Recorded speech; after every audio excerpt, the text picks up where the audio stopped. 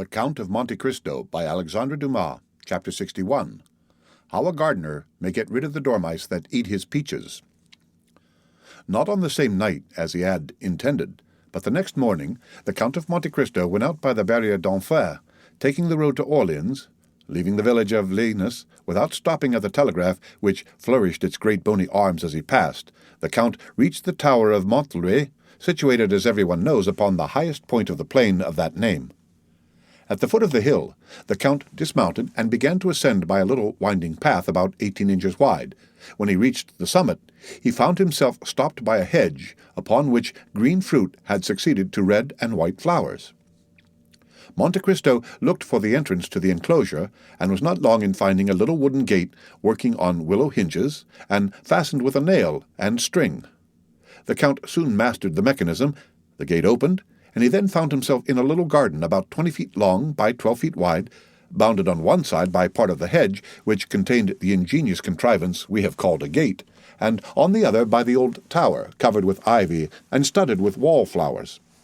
No one would have thought, in looking at this old, weather-beaten, floral-decked tower, which might be likened to an elderly dame dressed up to receive her grandchildren at a birthday feast, that it would have been capable of telling strange things if, in addition to the menacing ears which the proverb says all walls are provided with, it had also a voice. The garden was crossed by a path of red gravel, edged by a border of thick box of many years' growth, and of a tone and color that would have delighted the heart of Delacroix, our modern Rubens. This path was formed in the shape of the figure of 8, thus in its windings, making a walk of 60 feet in a garden of only 20. Never had Flora, the fresh and smiling goddess of gardeners, been honored with a purer or more scrupulous worship than that which was paid to her in this little enclosure. In fact, of the 20 rose trees which formed the parterre, not one bore the mark of the slug, nor were there evidences anywhere of the clustering aphis which is so destructive to plants growing in a damp soil. And yet it was not because the damp had been excluded from the garden. The earth, black as soot, the thick foliage of the trees betrayed its presence. Besides, had natural humidity been wanting, it could have been immediately supplied by artificial means, thanks to a tank of water sunk in one of the corners of the garden, and upon which were stationed a frog and a toad, who, from antipathy no doubt, always remained on the two opposite sides of the basin. There was not a blade of grass to be seen in the paths, or a weed in the flower-beds. No fine lady ever trained and watered her geraniums, her cacti, and her rhododendrons with more pains than this hitherto unseen gardener bestowed upon this little enclosure. Monte Cristo stopped after having closed the gate and fastened the string to the nail, and cast a look around. "The man at the telegraph," said he, "must either engage a gardener or devote himself passionately to agriculture." Suddenly he struck against something crouching behind a wheelbarrow filled with leaves. The something rose, uttering an exclamation of astonishment, and Monte Cristo found himself facing a man about 50 years old, who was plucking strawberries which he was placing upon grape leaves. He had 12 leaves and about as many strawberries, which, on rising suddenly, he let fall from his hand. "You are gathering your crop, sir," said Monte Cristo, smiling. "Excuse me, sir," replied the man, raising his hand to his cap. "I am not up there, I know, but I have only just come down." "Do not let me interfere with you in anything, my friend," said the Count. "Gather your strawberries, if indeed there are any left." "I have 10 left," said the man, "for here are 11, and I had 21, 5 more than last year. But I am not surprised. The spring has been warm this year, and strawberries require heat, sir. This is the reason that instead of the 16 I had last year, I have this year, you see, 11 already plucked. 12, 13, 14, 15, 16, 17, 18... Ah, I missed 3. They were here last night, sir. I am sure they were here. I counted them. It must be the Mayor Simon's son who has stolen them.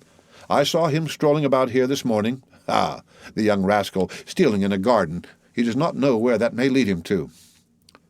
"Certainly it is wrong," said Monte Cristo, "but you should have taken into consideration the youth and greediness of the delinquent." "Of course," said the gardener, "but that does not make it the less unpleasant. But, sir, once more I beg pardon. Perhaps you are an officer that I am detaining here," and he glanced timidly at the Count's blue coat. "Calm yourself, my friend," said the Count, with a smile which he made at will either terrible or benevolent, and which now expressed only the kindliest feeling. I am not an inspector, but a traveller, brought here by a curiosity he half repents of, since he causes you to lose your time." "Ah, my time is not valuable," replied the man with a melancholy smile. "Still, it belongs to government, and I ought not to waste it. But having received the signal that I might rest for an hour," here he glanced at the sundial, for there was everything in the enclosure of Montlhéry, even a sundial, "and having 10 minutes before me, and my strawberries being ripe, when a day longer, by the by, sir, do you think dormice eat them?" "Indeed, I should think not," replied Monte Cristo. "Dormice are bad neighbours for us who do not eat them preserved, as the Romans did." "What? Did the Romans eat them?" said the gardener. "Ate dormice?" "I have read so in Petronius," said the Count. "Really? They can't be nice, though they do say as fat as a dormouse. It is not a wonder they are fat, sleeping all day and only waking to eat all night. Listen. Last year I had 4 apricots. They stole one. I had 1 nectarine, only one. Well, sir, they ate half of it on the wall. A splendid nectarine. I never ate a better." "You ate it?" "That is to say, the half that was left. You understand. It was exquisite, sir." "Ah, those gentlemen never choose the worst morsels, like Mayor Simon's son, who has not chosen the worst strawberries. But this year," continued the horticulturist, "I'll take care it shall not happen, even if I should be forced to sit by the whole night to watch when the strawberries are ripe." Monte Cristo had seen enough. Every man has a devouring passion in his heart, as every fruit has its worm. That of the telegraph man was horticulture. He began gathering the grape leaves which screened the sun from the grapes, and won the heart of the gardener. "Did you come here, sir, to see the telegraph?" he said. "Yes, if it isn't contrary to the rules." "Oh, no," said the gardener, "not in the least, since there is no danger that anyone can possibly understand what we are saying." "I have been told," said the Count, "that you do not always yourself understand the signals you repeat." "That is true, sir, and that is what I like best," said the man, smiling. "Why do you like that best?" "Because then I have no responsibility. I am a machine then, and nothing else, and so long as I work, nothing more is required of me." "Is it possible," said Monte Cristo to himself, "that I can have met with a man that has no ambition? That would spoil my plans." "Sir," said the gardener, glancing at the sundial, "the 10 minutes are almost up. I must return to my post. Will you go up with me?" "I follow you." Monte Cristo entered the tower, which was divided into 3 stories. The tower contained implements such as spades, rakes, watering pots, hung against the wall. This was all the furniture. The second was the man's conventional abode, or rather sleeping place. It contained a few poor articles of household furniture, a bed, a table, 2 chairs, a stone pitcher, and some dry herbs hung up to the ceiling, which the Count recognized as sweet peas, and of which the good man was preserving the seeds. He had labelled them with as much care as if he had been master botanist in the Jardin des Plantes. "Does it require much study to learn the art of telegraphing?" asked Monte Cristo. "The study does not take long. It was acting as a supernumerary that was so tedious." "And what is the pay?" 1,000 francs, sir." "It is nothing." "No, but then we are lodged, as you perceive." Monte Cristo looked at the room. They passed to the 3rd story. It was the telegraph room. Monte Cristo looked in turn at the 2 iron handles by which the machine was worked. "It is very interesting," he said, "but it must be very tedious for a lifetime." "Yes, at first my neck was cramped with looking at it, but at the end of a year I became used to it. And then we have our hours of recreation, and our holidays." "Holidays?" "Yes." "When?" "When we have a fog." "Ah, to be sure. Those are indeed holidays to me. I go into the garden, I plant, I prune, I trim, I kill the insects all day long." "How long have you been here?" 10 years, and 5 as a supernumerary make 15. "You are 55 years old." "How long must you have served to claim the pension?" "Oh, sir, 25 years." "And how much is the pension?" 100 crowns. "Poor humanity," murmured Monte Cristo. "What did you say, sir?" asked the man. "I was saying it was very interesting." "What was?" "Oh, you were showing me. And you really understand none of these signals?" "None at all." "And have you never tried to understand them?" "Never. Why should I?" "But still there are some signals only addressed to you, certainly. And do you understand them?" "They are always the same." "And they mean?" "Nothing new. You have an hour, or tomorrow." "This is simple enough," said the Count. "But look, is not your correspondent putting itself in motion?" "Ah, yes. Thank you, sir. And what is it saying? Anything you understand?" "Yes, it asks if I am ready." "And you reply?" "By the same sign, which at the same time tells my right-hand correspondent that I am ready, while it gives notice to my left-hand correspondent to prepare in his turn." "It is very ingenious," said the Count. "You will see," said the man proudly. "In 5 minutes he will speak." "I have then 5 minutes," said Monte Cristo to himself. "It is more time than I require. My dear sir, will you allow me to ask you a question?" "What is it, sir?" "You are fond of gardening?" "Passionately. And you would be pleased to have, instead of this terrace of 20 feet, an enclosure of 2 acres?" "Sir, I should make a terrestrial paradise of it." "You live badly on your 1,000 francs?" "Badly enough, but yet I do live." "Yes, but you have a wretchedly small garden." "True, the garden is not large, and then, such as it is filled with dormice who eat everything. Ah, they are my scourges. Tell me, should you have the misfortune to turn your head while your right-hand correspondent was telegraphing, I should not see him. Then what would happen? I could not repeat the signals, and then, not having repeated them through negligence, I should be fined." "How much?" 100 francs. "The 10th of your income. That would be fine work." "Ah," said the man. "Has it ever happened to you?" said Monte Cristo. "Once, sir, when I was grafting a rose-tree." "Well, suppose you were to alter a signal and substitute another." "Ah, that is another case. I should be turned off and lose my pension." 300 francs? 100 crowns, yes, sir. So you see that I am not likely to do any of these things." "Not even for 15 years of wages? Come, it is worth thinking about." "For 15,000 francs? Yes." "Sir, you alarm me." "Nonsense." "Sir, you are tempting me." "Just so. 15,000 francs. Do you understand?" "Sir, let me see my right-hand correspondent. On the contrary, do not look at him, but at this." "What is it?" "What? Do you not know these bits of paper?" "Banknotes." "Exactly. There are 15 of them. And whose are they?" "Yours, if you like." "Mine?" exclaimed the man, half suffocated. "Yes." "Yours. Your own property." "Sir, my right-hand correspondent is signaling." "Let him signal."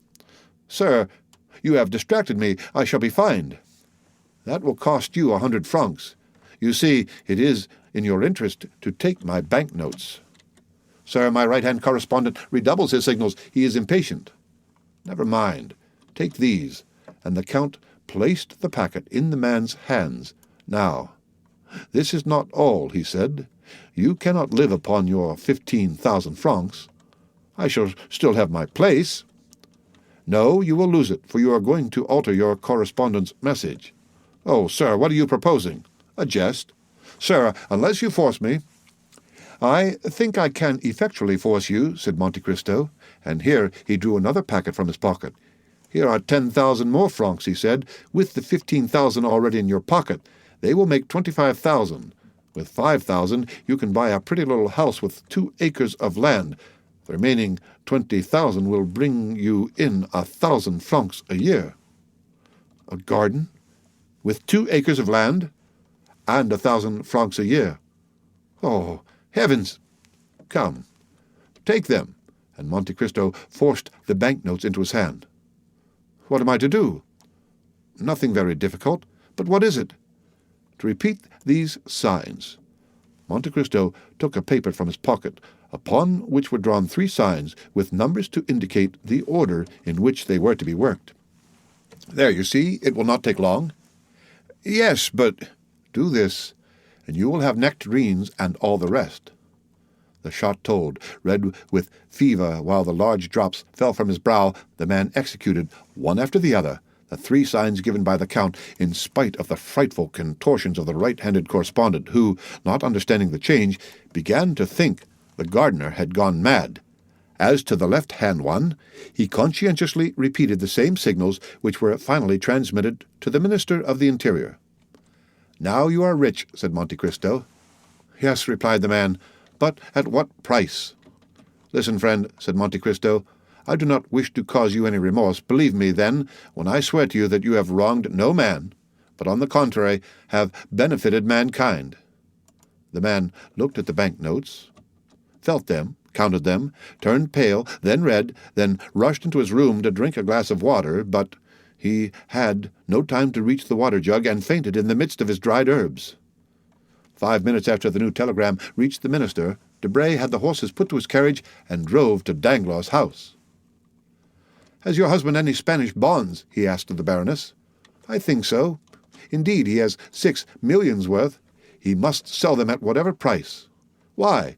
"Because Don Carlos has fled from Bourges and has returned to Spain." "How do you know?"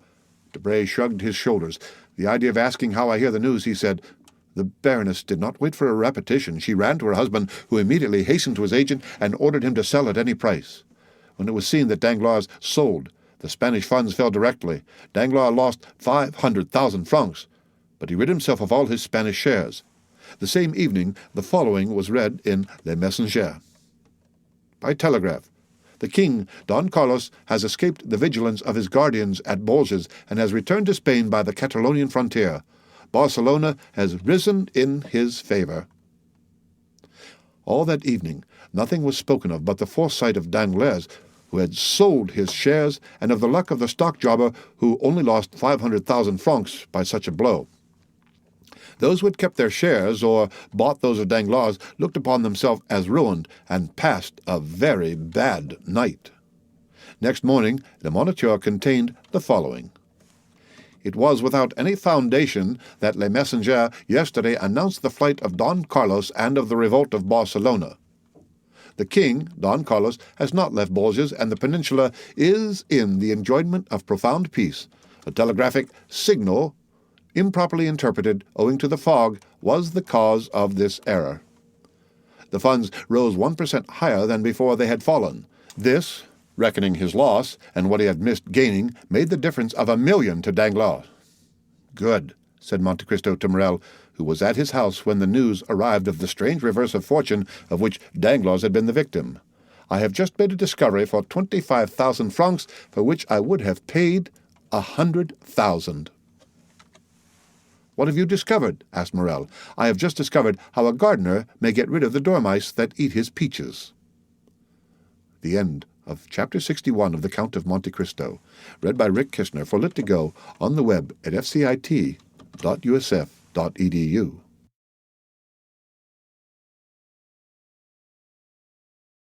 The Count of Monte Cristo by Alexandre Dumas.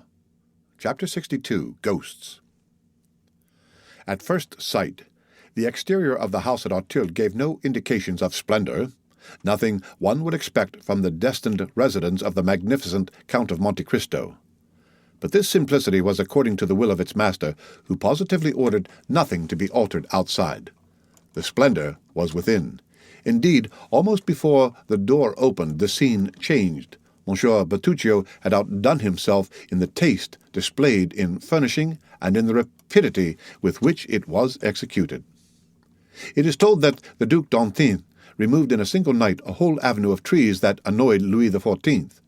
In 3 days, Monsieur Bertuccio planted an entirely bare court with poplars, large, spreading sycamores to shade the different parts of the house, and in the foreground, instead of the usual paving stones, half hidden by the grass, there extended a lawn, but that morning laid down, and upon which the water was yet glistening.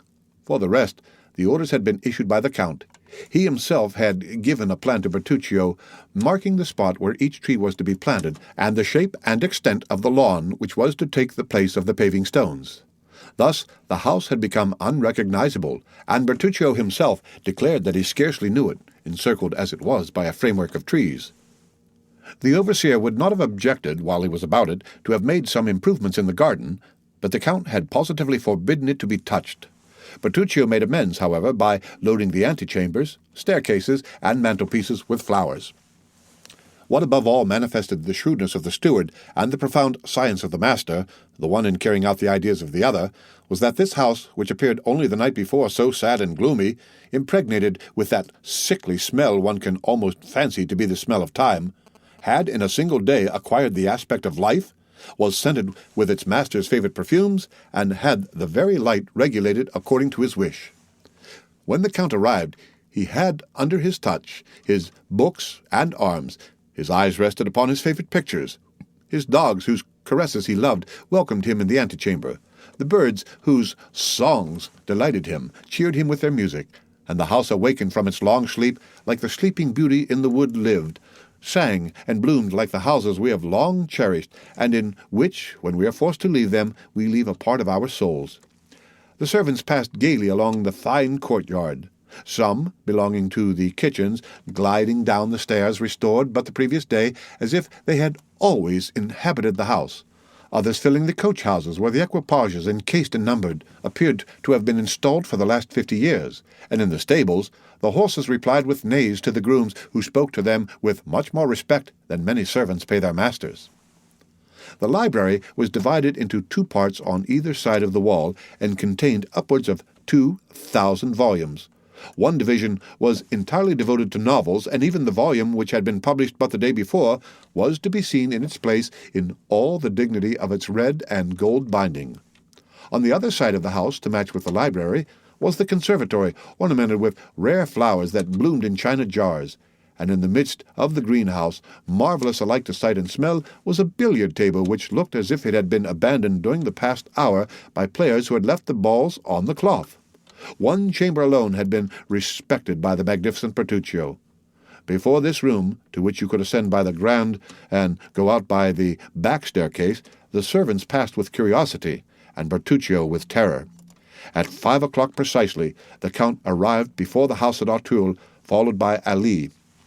Bertuccio was awaiting this arrival with impatience, mingled with uneasiness. He hoped for some compliments, while at the same time he feared to have frowns. Monte Cristo descended into the courtyard, walked all over the house without giving any sign of approbation or pleasure, until he entered his bedroom, situated on the opposite side to the closed room. Then he approached a little piece of furniture made of rosewood, which he had noticed at a previous visit. "That can only be to hold gloves," he said. "Will your Excellency deign to open it?" said the delighted Bertuccio, "and you will find gloves in it." Elsewhere the Count found everything he required: smelling bottles, cigars, knick-knacks. "Good," he said, and Monsieur Bertuccio left enraptured. So great, so powerful and real was the influence exercised by this man over all who surrounded him. At precisely 6 o'clock, the clatter of horses' hoofs was heard at the entrance door. It was our captain of Spahis, who had arrived on Medea. "I am sure I am the first," cried Morrel. "I did it on purpose to have you a minute to myself before everyone came. Julia and Emmanuel have 1,000 things to tell you." "Ah, really, this is magnificent. But tell me, Count, will your people take care of my horse?" "Do not alarm yourself, my dear Maximilian. They understand. I mean, because he wants petting. If you had seen it, what a pace he came, like the wind." "I should think so. A horse that costs 5,000 francs," said Monte Cristo in the tone which a father would use towards a son. "Do you regret them?" asked Morrel, with his open laugh. "I? Certainly not," replied the Count. "No, I should only regret if the horse had not proved good. It is so good that I have distanced Monsieur de Château-Renaud, one of the best riders in France, and Monsieur Debray, who both mount the minister's Arabians, and close on their heels are the horses of Madame Danglars, who always goes at 6 leagues an hour." "Then they follow you?" asked Monte Cristo. "See, they are here." And at the same minute a carriage with smoking horses, accompanied by 2 mounted gentlemen, arrived at the gate, which opened before them. The carriage drove round and stopped at the steps, followed by the horsemen. The instant Debray had touched the ground, he was at the carriage door. He offered his hand to the Baroness, who, descending, took it with a peculiarity of manner imperceptible to everyone but Monte Cristo. But nothing escaped the Count's notice, and he observed a little note, passed with a facility that indicates frequent patience, from the hand of Madame Danglars to that of the minister's secretary. After his wife, the banker descended, as pale as though he had issued from his tomb instead of his carriage. Madame Danglars threw a rapid and inquiring glance, which could only be interpreted by Monte Cristo, around the courtyard, over the peristyle, and across the front of the house. Then, repressing a slight emotion, which must have been seen on her countenance if she had not kept her colour, she ascended the steps, saying to Morrel, "Sir, if you were a friend of mine, I should ask if you would sell your horse." Morrel smiled with an expression very like a grimace, and then turned round to Monte Cristo as if to ask him to extricate him from his embarrassment. The Count understood him. "Ah, madame," he said, "why did you not make that request of me?"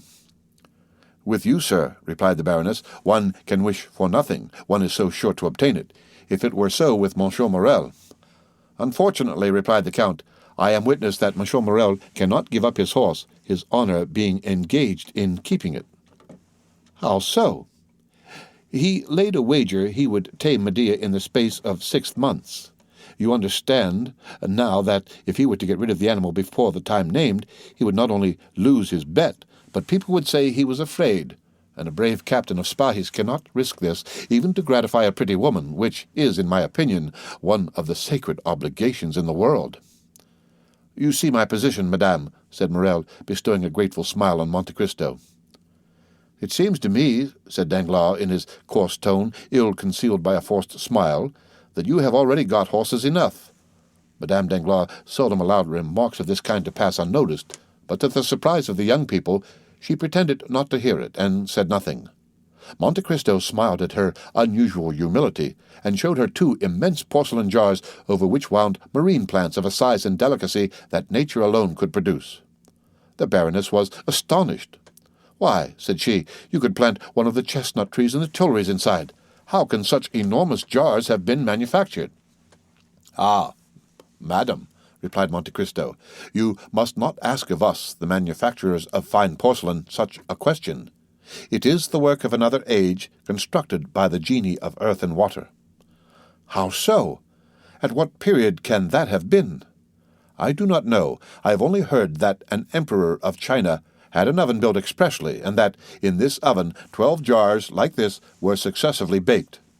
2 broke from the heat of the fire, the other 10 were sunk 300 fathoms deep into the sea. The sea, knowing what was required of her, threw over them her weeds, encircled them with coral, and encrusted them with shells. The whole was cemented by 200 years beneath these almost impervious depths, for a revolution carried away the emperor who wished to make the trial, and only left the documents proving the manufacture of the jars and their descent into the sea. At the end of 200 years, the documents were found, and they thought of bringing up the jars. Divers descended in machines made expressly on the discovery into the bay where they were thrown, but of 10, 3 only remained, the rest having been broken by the waves. I am fond of these jars, upon which perhaps misshapen frightful monsters have fixed their cold, dull eyes, and in which myriads of small fish have slept, seeking a refuge from the pursuit of their enemies." Meanwhile, Danglars, who had cared little for curiosities, was mechanically tearing off the blossoms of a splendid orange tree, one after another. When he had finished with the orange tree, he began at the cactus, but this, not being so easily plucked as the orange tree, pricked him dreadfully. He shuddered and rubbed his eyes as though awakening from a dream. "Sir," said Monte Cristo to him, "I do not recommend to buy pictures to you who possess such splendid paintings, but nevertheless here are 2 by Hobbema, a Paul Potter, a Mieris, 2 by Giraud Dua, a Raphael, a Van Dyck, a Zurbaran, and 2 or 3 by Murillo, worth looking at." "Stay," said Debray, "I recognize this Hobbema." "Ah, indeed?"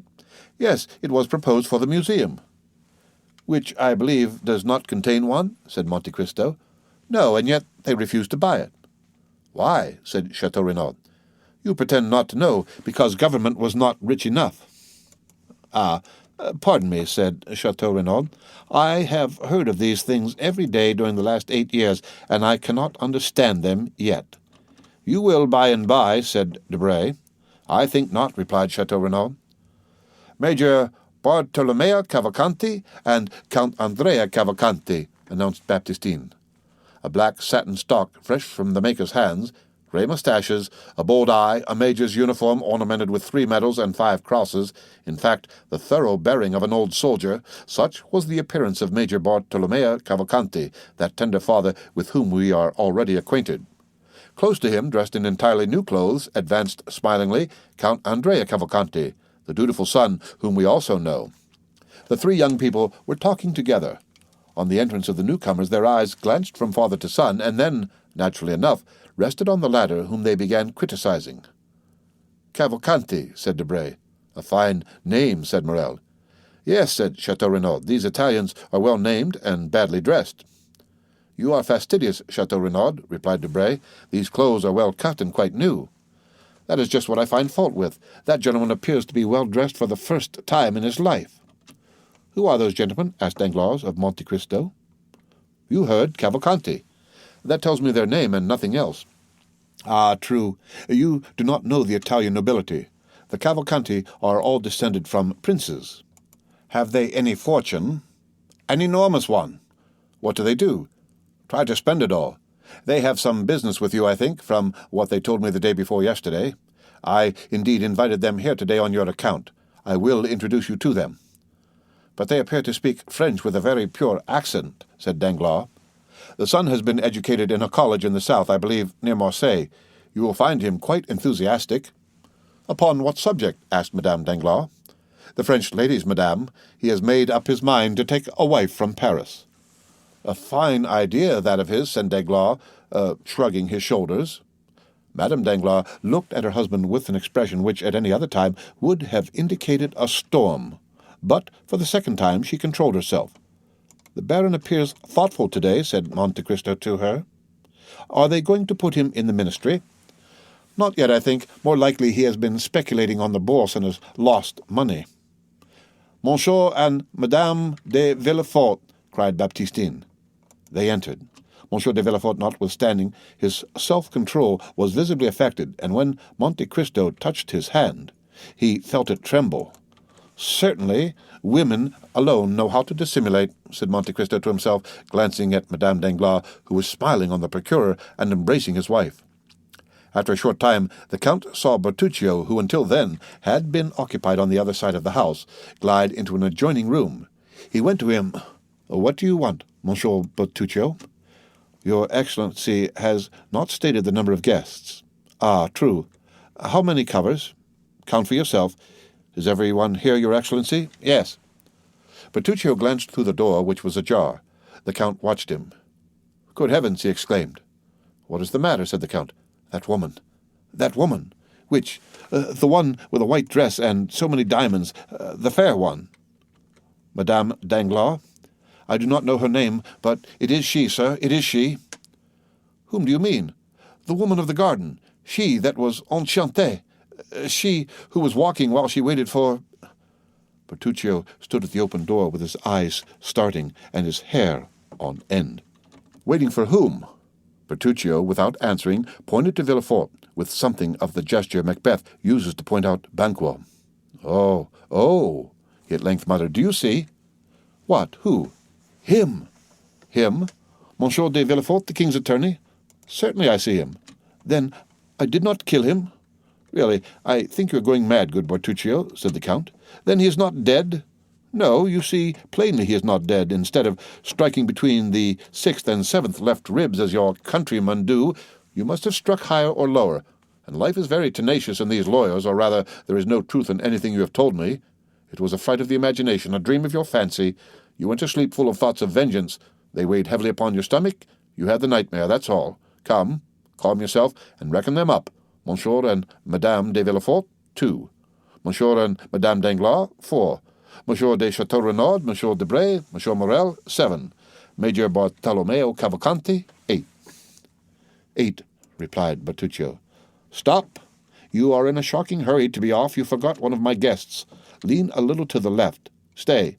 Look at Monsieur Andrea Cavalcanti, the young man in a black coat, looking at Murillo's Madonna. Now he is turning." This time Bertuccio would have uttered an exclamation had not a look from Monte Cristo silenced him. "Benedetto!" he muttered. "Fatality!" 6:30 has just struck, Monsieur Bertuccio," said the Count severely. "I ordered dinner at that hour, and I do not like to wait." And he returned to his guests, while Bertuccio, leaning against the wall, succeeded in reaching the dining-room. 5 minutes afterwards, the doors of the drawing-room were thrown open, and Bertuccio, appearing, said, with a violent effort, "The dinner waits." The Count of Monte Cristo offered his arm to Madame de Villefort. "Monsieur de Villefort," he said, "will you conduct the Baroness Danglars?" Villefort complied, and they passed on to the dining-room. The end of Chapter 62 of The Count of Monte Cristo. Read by Rick Kishner for Lit to Go on the web at fcit.usf.edu.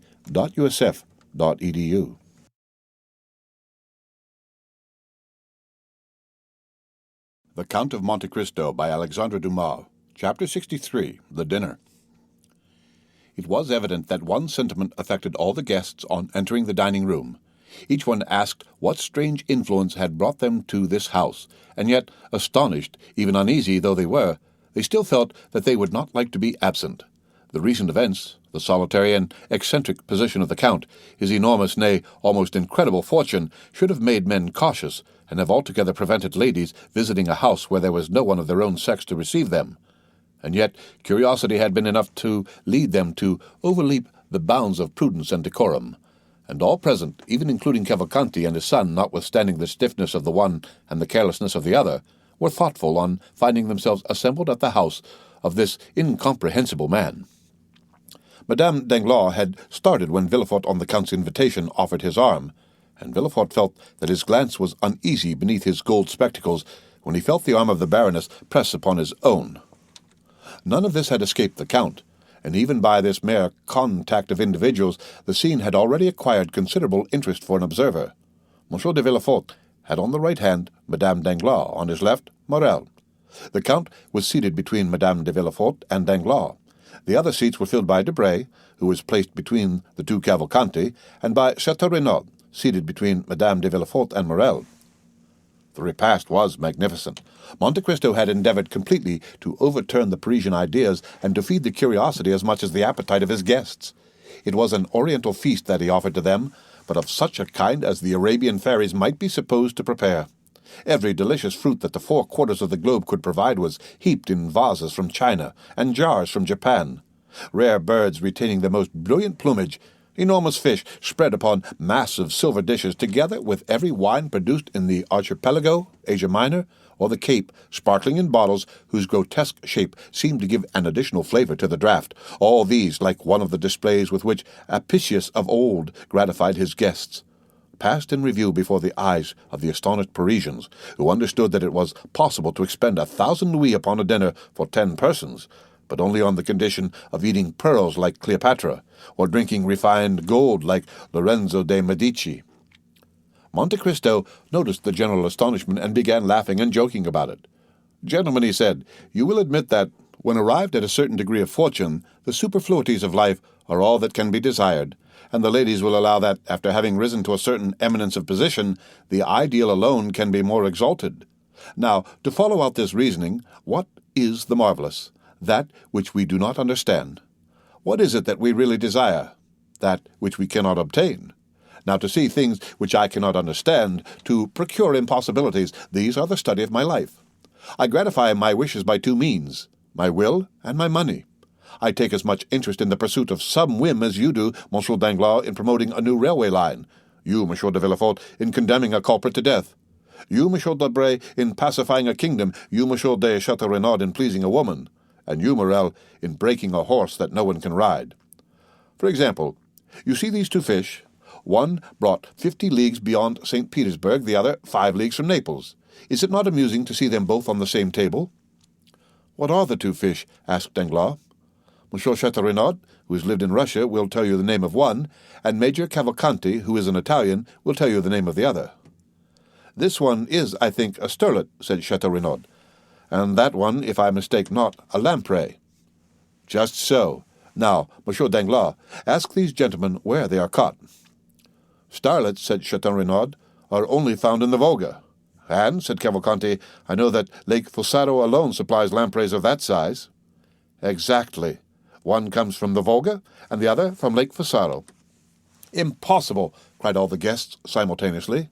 "Well, this is just what amuses me," said Monte Cristo. "I am like Nero, cupitor impossibilium, and that is what is amusing you at this moment. This fish, which seems so exquisite to you, is very likely no better than perch or salmon, but it seemed impossible to procure it, and here it is." "But how could you have these fish brought to France?" "Oh, nothing more easy. Each fish was brought over in a cask, one filled with river herbs and weeds, the other with rushes and lake plants. They were placed in a wagon built on purpose, and thus the sterlet lived 12 days, the lamprey 8, and both were alive when my cook seized them, killing one with milk and the other with wine. You do not believe me, Monsieur Danglars?" "I cannot help doubting," answered Danglars with his stupid smile. "Baptistine," said the Count, Have the other fish brought in, the sterlet and the lamprey which came in the other casks, and which are yet alive." Danglars opened his bewildered eyes. The company clapped their hands. 4 servants carried in 2 casks covered with aquatic plants, and in each of which was breathing a fish similar to those on the table. "But why have 2 of each sort?" asked Danglars. "Merely because one might have died," carelessly answered Monte Cristo. "You are certainly an extraordinary man," said Danglars, "and philosophers may well say it is a fine thing to be rich." "And to have ideas," added Madame Danglars. "Oh, do not give me credit for this, madame. It was done by the Romans, who much esteemed them, and Pliny relates that they sent slaves from Ostia to Rome, who carried on their heads fish which he called the molus, and which from the description must probably be the goldfish. It was also considered a luxury to have them alive, it being an amusing sight to see them die, for when dying they changed color 3 or 4 times, and like the rainbow when it disappears, passed through all the prismatic shades, after which they were sent to the kitchen. Their agony formed part of their merit. If they were not seen alive, they were despised when dead." "Yes," said Debray, "but then Ostia is only a few leagues from Rome." "True," said Monte Cristo, "but what would be the use of living 1800 years after Lucullus if we could do no better than he could?" The 2 Cavalcanti opened their enormous eyes, but had the good sense not to say anything. "All this is very extraordinary," said Chateau Renaud. "Still, what I admire the most, I confess, is the marvelous promptitude with which your orders are executed. Is it not true that you only bought this house 5 or 6 days ago?" "Certainly not longer." "Well, I am sure it is quite transformed since last week. If I remember rightly, it had another entrance, and the courtyard was paved and empty, while today we have a splendid lawn bordered by trees which appear to be 100 years old." "Why not? I am fond of grass and shade," said Monte Cristo. "Yes," said Madame de Villefort. "The door was towards the road before, and on the day of my miraculous escape you brought me into the house from the road, I remember." "Yes, madame," said Monte Cristo, "but I preferred having an entrance which would allow me to see the Bois de Boulogne over my gate." "In 4 days?" said Morrel. "It is extraordinary." "Indeed," said Chateau Renaud, "it seems quite miraculous to make a new house out of an old one, for it was very old, and dull too. I recollect coming for my mother to look at it when Monsieur de Saint-Méran advertised it for sale 2 or 3 years ago." "Monsieur de Saint-Méran?" said Madame de Villefort. "Then this house belonged to Monsieur de Saint-Méran before you bought it?" "It appears so," replied Monte Cristo. "Is it possible that you do not know of whom you purchased it?" "Quite so. My steward transacts all this business for me."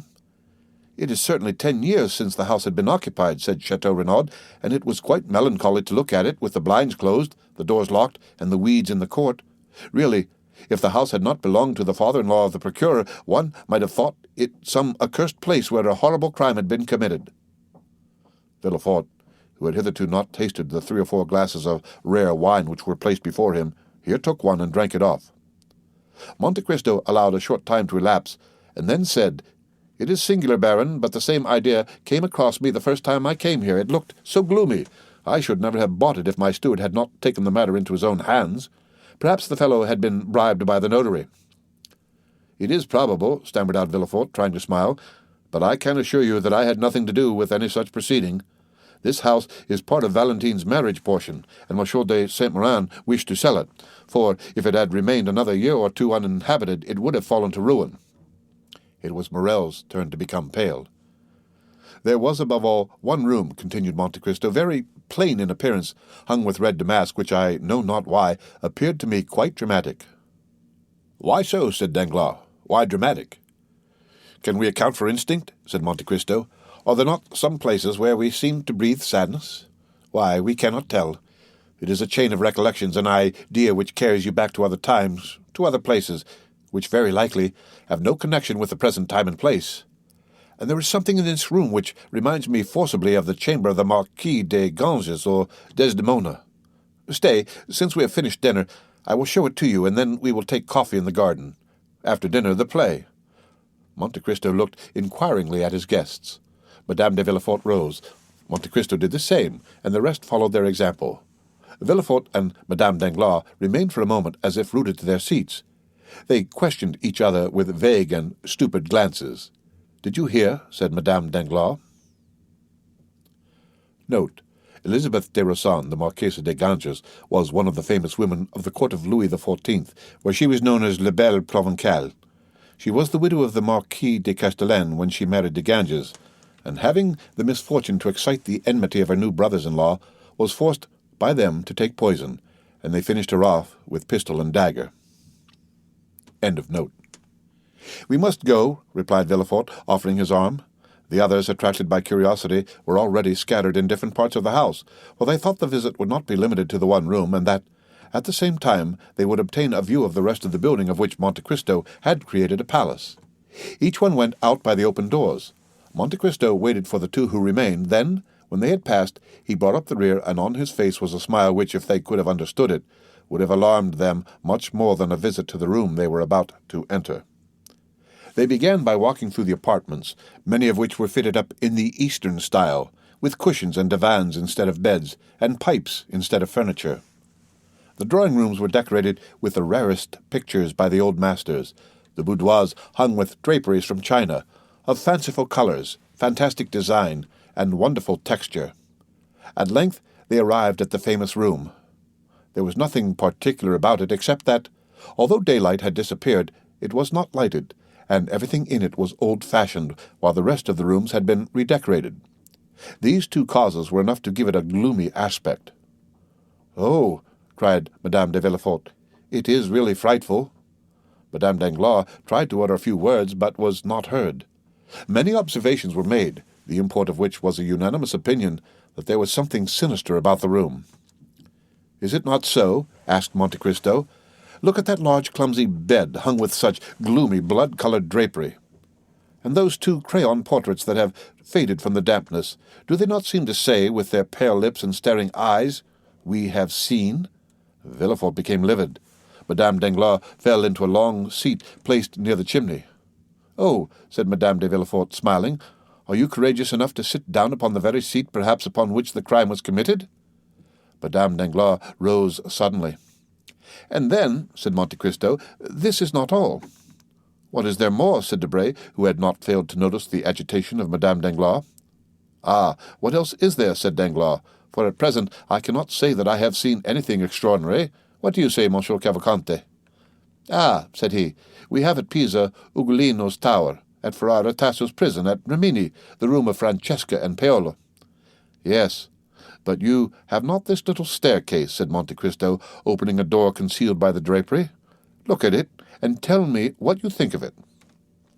"What a wicked-looking, crooked staircase," said Chateau Renaud with a smile. "I do not know whether the wine of Chios produces melancholy, but certainly everything appears to me black in this house," said Debray. Ever since Valentine's dowry had been mentioned, Morrel had been silent and sad. "Can you imagine," said Monte Cristo, "some Otello or Abbé de Ganges, one stormy, dark night, descending these stairs, step by step, carrying a load which he wishes to hide from the sight of man, if not from God?" Madame Danglars half fainted on the arm of Villefort, who was obliged to support himself against the wall. "Ah, madame," cried Debray, "what is the matter with you? How pale you look!" "It is very evident what is the matter with her," said Madame de Villefort. "Monsieur de Monte Cristo is relating horrible stories to us, doubtless intending to frighten us to death." "Yes," said Villefort, "really, Count, you frighten the ladies." "What is the matter?" asked Debray in a whisper of Madame Danglars. "Nothing," she replied with a violent effort. "I want air, that is all." "Will you come into the garden?" said Debray, advancing towards the back staircase. "No, no," she answered. "I would rather remain here." "Are you really frightened, madame?" said Monte Cristo. "Oh, no, sir," said Madame Danglars. "But you suppose scenes in a manner which gives them the appearance of reality." "Ah, yes," said Monte Cristo, smiling. "It is all a matter of imagination. Why should we not imagine this the apartment of an honest mother, and this bed with red hangings, a bed visited by the goddess Lucina, and that mysterious staircase, the passage through which, not to disturb their sleep, the doctor and nurse pass, or even the father carrying the sleeping child?" Here Madame Danglars, instead of being calmed by the soft picture, uttered a groan and fainted. "Madame Danglars is ill," said Villefort. "It would be better to take her to her carriage." "Oh, mon Dieu!" said Monte Cristo, "and I have forgotten my smelling bottle." "I have mine," said Madame de Villefort, and she passed over to Monte Cristo a bottle full of the same kind of red liquid whose good properties the Count had tested on Edward. "Ah," said Monte Cristo, taking it from her hand. "Yes," she said, "at your advice I have made the trial. And have you succeeded?" "I think so." Madame Danglars was carried into the adjoining room. Monte Cristo dropped a very small portion of the red liquid upon her lips. She returned to consciousness. "Ah!" she cried, "what a frightful dream!" Villefort pressed her hand to let her know it was not a dream. They looked for Monsieur Danglars, but as he was not especially interested in poetical ideas, he had gone into the garden and was talking with Major Cavalcanti on the projected railway from Leghorn to Florence. Monte Cristo seemed in despair. He took the arm of Madame Danglars and conducted her into the garden, where they found Danglars taking coffee between the Cavalcanti. "Really, madame," he said, "did I alarm you much?" "Oh, no, sir," she answered, "but you know, things impress us differently according to the mood of our minds." Villefort forced a laugh. "And then, you know," he said, "an idea, a supposition, is insufficient." "Well," said Monte Cristo, "you may believe me if you like, but it is my opinion that a crime has been committed in this house." "Take care," said Madame de Villefort. "The king's attorney is here." "Ah," replied Monte Cristo, "since that is the case, I will take advantage of his presence to make my declaration." "Your declaration?" said Villefort. "Yes, before witnesses." "Oh, this is very interesting," said Debray. "If there really has been a crime, we will investigate it." "There has been a crime," said Monte Cristo. "Come this way, gentlemen. Come, Monsieur Villefort, for a declaration to be available should be made before the competent authorities." He then took Villefort's arm, and, at the same time holding that of Madame Danglars under his own, he dragged the procureur to the plantain tree where the shade was thickest. All the other guests followed. "Stay," said Monte Cristo, "here, in this very spot," and he stamped upon the ground. "I had the earth dug up and fresh mould put in to refresh these old trees. Well, my man, digging, found a box, or rather the ironwork of a box, in the midst of which was the skeleton of a newly born infant." Monte Cristo felt the arm of Madame Danglars stiffen, while that of Villefort trembled. "A newly born infant," repeated Debray. "This affair becomes serious." "Well," said Chateau Renaud, "I was not wrong just now. Then, when I said that houses had souls and faces like men, and that their exteriors carried the impress of their characters, this house was gloomy because it was remorseful. It was remorseful because it concealed a crime." "Who said it was a crime?" asked Villefort, with a last effort. "How, is it not a crime to bury a living child in a garden?" cried Monte Cristo. "And pray, what do you call such an action?" "But who said it was buried alive?" "Why bury it there if it were dead? This garden has never been a cemetery." "What is done to infanticides in this country?" asked Major Cavalcanti innocently. "Oh, their heads are soon cut off," said Danglars. "Ah, indeed," said Cavalcanti. "I think so. Am I not right, Monsieur de Villefort?" asked Monte Cristo. "Yes, Count," replied Villefort in a voice now scarcely human. Monte Cristo, seeing that the two persons for whom he had prepared this scene could scarcely endure it, and not wishing to carry it too far, said, "Come, gentlemen, some coffee. We seem to have forgotten it." And he conducted the guests back to the table on the lawn. "Indeed, Count," said Madame Danglars, "I am ashamed to own it, but all your frightful stories have so upset me that I must beg you to let me sit down." And she fell into a chair. Monte Cristo bowed and went to Madame de Villefort. "I think Madame Danglars again requires your bottle," he said. But before Madame de Villefort could reach her friend, the procureur had found time to whisper to Madame Danglars, "I must speak to you." "When?" "Tomorrow." "Where?" "In my office, or in the court if you like. That is the surest place." "I will be there." At this moment, Madame de Villefort approached. "Thanks, my dear friend," said Madame Danglars, trying to smile. "It is over now, and I am much better." The end of Chapter 63 of The Count of Monte Cristo. Read by Rick Kishner for Lit to Go on the web at fcit.usf.edu.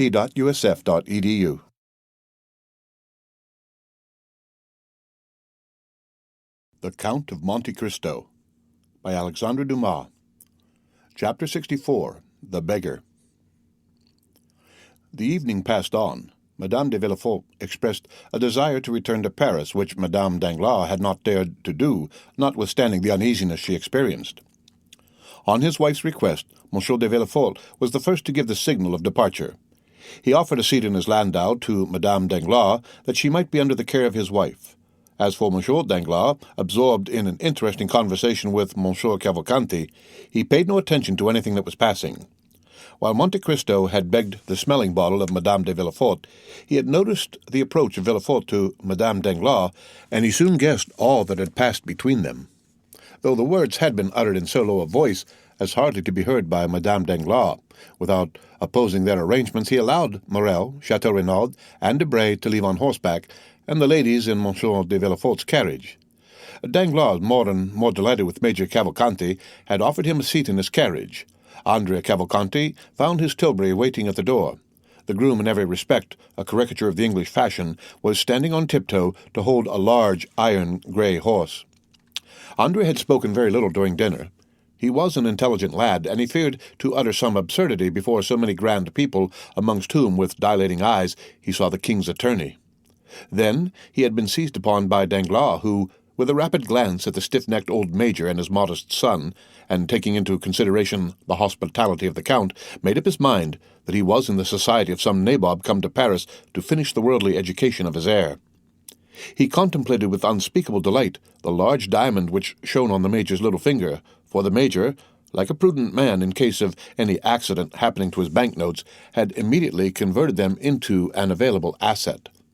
Then, after dinner, on the pretext of business, he questioned the father and son upon their mode of living, and the father and son, previously informed that it was through Danglars the one was to receive his 48,000 francs, and the other 50,000 livres annually, were so full of affability that they would have shaken hands even with the banker's servants, so much did their gratitude need an object to expend itself upon. One thing above all the rest heightened the respect, nay, almost the veneration of Danglars for Cavalcanti.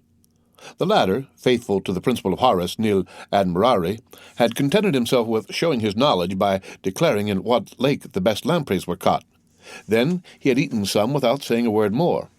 Danglars therefore concluded that such luxuries were common at the table of the illustrious descendant of the Cavalcanti, who most likely in Lucca fed upon trout brought from Switzerland, and lobsters sent from England by the same means used by the Count to bring the lamprey from Lake Fusaro and the sterlet from the Volga.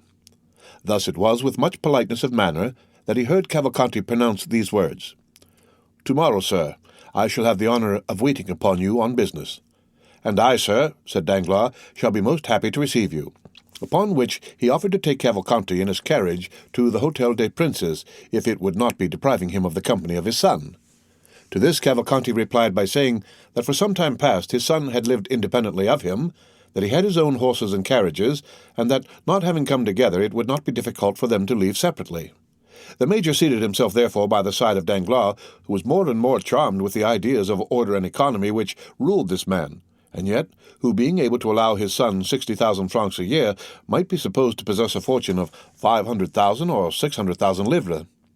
As for Andrea, he began, by way of showing off, to scold his groom, who, instead of bringing the tilbury to the steps of the house, had taken it to the outer door, thus giving him the trouble of walking 30 steps to reach it. The groom heard him with humility, took the bit of the impatient animal with his left hand, and with the right held out the reins to Andrea, who, taking them from him, rested his polished boot lightly on the step. At that moment a hand touched his shoulder. The young man turned round, thinking that Danglars or Monte Cristo had forgotten something they wished to tell him, and had returned just as they were starting. But instead of either of these, he saw nothing but a strange face, sunburnt, and encircled by a beard, with eyes brilliant as carbuncles, and a smile upon the mouth which displayed a perfect set of white teeth, pointed and sharp as the wolf's or jackal's. A red handkerchief encircled his grey head. Torn and filthy garments covered his large bony limbs, which seemed as though, like those of a skeleton, they would rattle as he walked. And the hand with which he leaned upon the young man's shoulder, and which was the first thing Andrea saw, seemed of gigantic size. Did the young man recognize that face by the light of the lantern in his tilbury? Or was he merely struck with the horrible appearance of his interrogator? We cannot say, but only relate the fact that he shuddered and stepped back suddenly. "What do you want of me?" he asked. "Pardon me, my friend, if I disturb you," said the man with the red handkerchief, "but I want to speak to you." "You have no right to beg at night," said the groom, endeavouring to rid his master of the troublesome intruder. "I am not begging, my fine fellow," said the unknown to the servant, with so ironical an expression of the eye and so frightful a smile that he withdrew. "I only wish to say 2 or 3 words to your master, who gave me a commission to execute about a fortnight ago." "Come," said Andrea, with sufficient nerve for his servant not to perceive his agitation. "What do you want? Speak quickly, friend." The man said in a low voice, I wish you to spare me the walk back to Paris. I am very tired, and as I have not eaten so good a dinner as you, I can scarcely stand." The young man shuddered at this strange familiarity. "Tell me," he said, "tell me what you want." "Well, then, I want you to take me up in your fine carriage and carry me back." Andrea turned pale, but said nothing. "Yes," said the man, thrusting his hands into his pockets and looking impudently at the youth. "I have taken the whim into my head. Do you understand, Master Benedetto?" At this name, no doubt, the young man reflected a little, for he went towards his groom, saying, "This man is right. I did indeed charge him with a commission, the result of which he must tell me. Walk to the barrier there, take a cab that you may not be too late." The surprised groom retired. "Let me at least reach a shady spot," said Andrea. "Oh, as for that, I'll take you to a splendid place," said the man with the handkerchief, and taking the horse's bit, he led the tilbury where it was certainly impossible for anyone to witness the honor that Andrea conferred upon him. "Don't think I want the glory of riding in your fine carriage," said he. "Oh, no. It's only because I am tired, and also because I have a little business to talk over with you." "Come, step in," said the young man. It was a pity this scene had not occurred in daylight, for it was curious to see this rascal throwing himself heavily down on the cushion beside the young and elegant driver of the tilbury. Andrea drove past the last house in the village without saying a word to his companion, who smiled complacently as though well pleased to find himself travelling in so comfortable a vehicle. Once out of Auteuil, Andrea looked around in order to assure himself that he could neither be seen nor heard, and then, stopping the horse and crossing his arms before the man, he asked, "Now tell me why you come to disturb my tranquillity." "Let me ask you why you deceived me." "How have I deceived you?" "How, do you ask? When we parted at the Pont du Var, you told me you were going to travel through Piedmont and Tuscany, but instead of that, you come to Paris. How does that annoy you?" "It does not. On the contrary, I think it will answer my purpose." "So," said Andrea, "you are speculating upon me?" What fine words he uses! "I warn you, Master Cadru, that you are mistaken." Well, well, don't be angry, my boy. You know well enough what it is to be unfortunate, and misfortunes make us jealous. I thought you were earning a living in Tuscany or Piedmont by acting as Facchino or Cicerone, and I pitied you sincerely as I would a child of my own. You know I always did call you my child." Come, what then?" "Patience, patience." "I am patient, but go on." "All at once I see you pass through the barrier with a groom, a tilbury, and fine new clothes. You must have discovered a mine, or else become a stockbroker." "So that, as you confess, you are jealous?" "No, I am pleased, so pleased that I wished to congratulate you. But as I am not quite properly dressed, I chose my opportunity that I might not compromise you." "Yes, and a fine opportunity you have chosen," exclaimed Andrea. "You speak to me before my servant?" "How can I help that, my boy? I speak to you when I can catch you. You have a quick horse, a light tilbury. You are naturally as slippery as an eel. If I had missed you tonight, I might not have had another chance. You see I do not conceal myself. You are lucky. I wish I could say as much, for I do conceal myself, and then I was afraid you would not recognize me. But you did," added Cadru with his unpleasant smile. "It was very polite of you." "Come," said Andrea, "what do you want?" "You do not speak affectionately to me, Benedetto, my old friend. That is not right. Take care, or I may become troublesome." This menace smothered the young man's passion. He urged the horse again into a trot. "You should not speak so to an old friend like me, Cadru, as you said just now. You are a native of Marseille. I am. Do you know, then, now, what you are?" "No, but I was brought up in Corsica. You are old and obstinate. I am young and willful. Between people like us, threats are out of place. Everything should be amicably arranged. Is it my fault if fortune, which has frowned on you, has been kind to me?" "Fortune has been kind to you, then? Your tilbury, your groom, your clothes are not then hired?" "Good. So much the better," said Cadru, his eyes sparkling with avarice. "Oh, you knew that well enough before speaking to me," said Andrea, becoming more and more excited. "If I had been wearing a handkerchief like yours on my head, rags on my back, and worn-out shoes on my feet, you would not have known me. You wrong me, boy. Now I have found you, nothing prevents my being as well dressed as anyone, knowing, as I do, the goodness of your heart. If you have 2 coats, you will give me one of them. I used to divide my soup and beans with you when you were hungry." "True," said Andrea. "What an appetite you used to have. Is it as good now?" "Oh, yes," replied Andrea, laughing. "How did you come to be dining with that prince whose house you have just left?" "He is not a prince, simply a count." "A count, and a rich one too, eh?" "Yes, but you had better not have anything to say to him, for he is not a very good-tempered gentleman." "Oh, be easy, I have no design upon your count, and you shall have him all to yourself. But," said Caderousse again, smiling with the disagreeable expression he had before assumed, "you must pay for it, you understand?" "Well, what do you want?" "I think that with 100 francs a month—" "Well?" "I could live upon 100 francs. Come, you understand me, but that with 150 francs I should be quite happy." "Here are 200, said Andrea, and he placed 10 gold louis in the hand of Caderousse. "Good," said Caderousse. "Apply to the steward on the first day of every month, and you will receive the same sum." "There, now again you degrade me." "How so?" "By making me apply to the servants when I want to transact business with you alone." "Well, be it so, then. Take it from me, then, and so long, at least, as I receive my income, you shall be paid yours." Come, I always said you were a fine fellow, and it is a blessing when good fortune happens to such as you, but tell me all about it." "What do you wish to know?" asked Cavalcanti. "What, do you again defy me?" "No, the fact is I have found my father." "What, a real father?" "Yes. So long as he pays me—" "You'll honor and believe him, that's right. What is his name?" "Major Cavalcanti. Is he pleased with you?" "So far I have appeared to answer his purpose." "And who found this father for you?" "The Count of Monte Cristo." "The man whose house you have just left?" "Yes." "I wish you would try and find me a situation with him as grandfather, since he holds the money chest."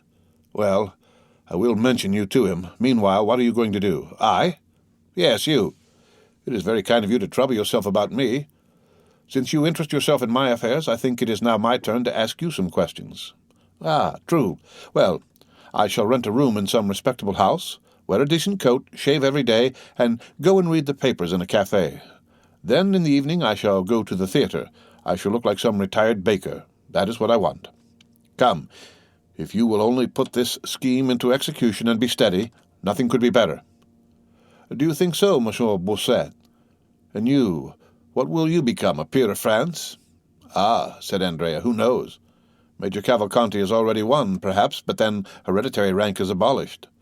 No politics, Caderousse, and now that you have all you want and that we understand each other, jump down from the tilbury and disappear." "Not at all, my good friend." "How? Not at all?"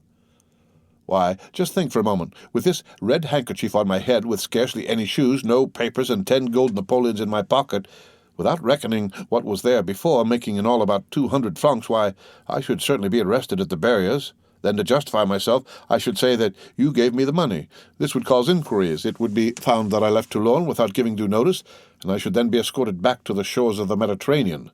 Then I should become simply number 106, and goodbye to my dream of resembling the retired baker. No, my boy, I prefer remaining honorably in the capital."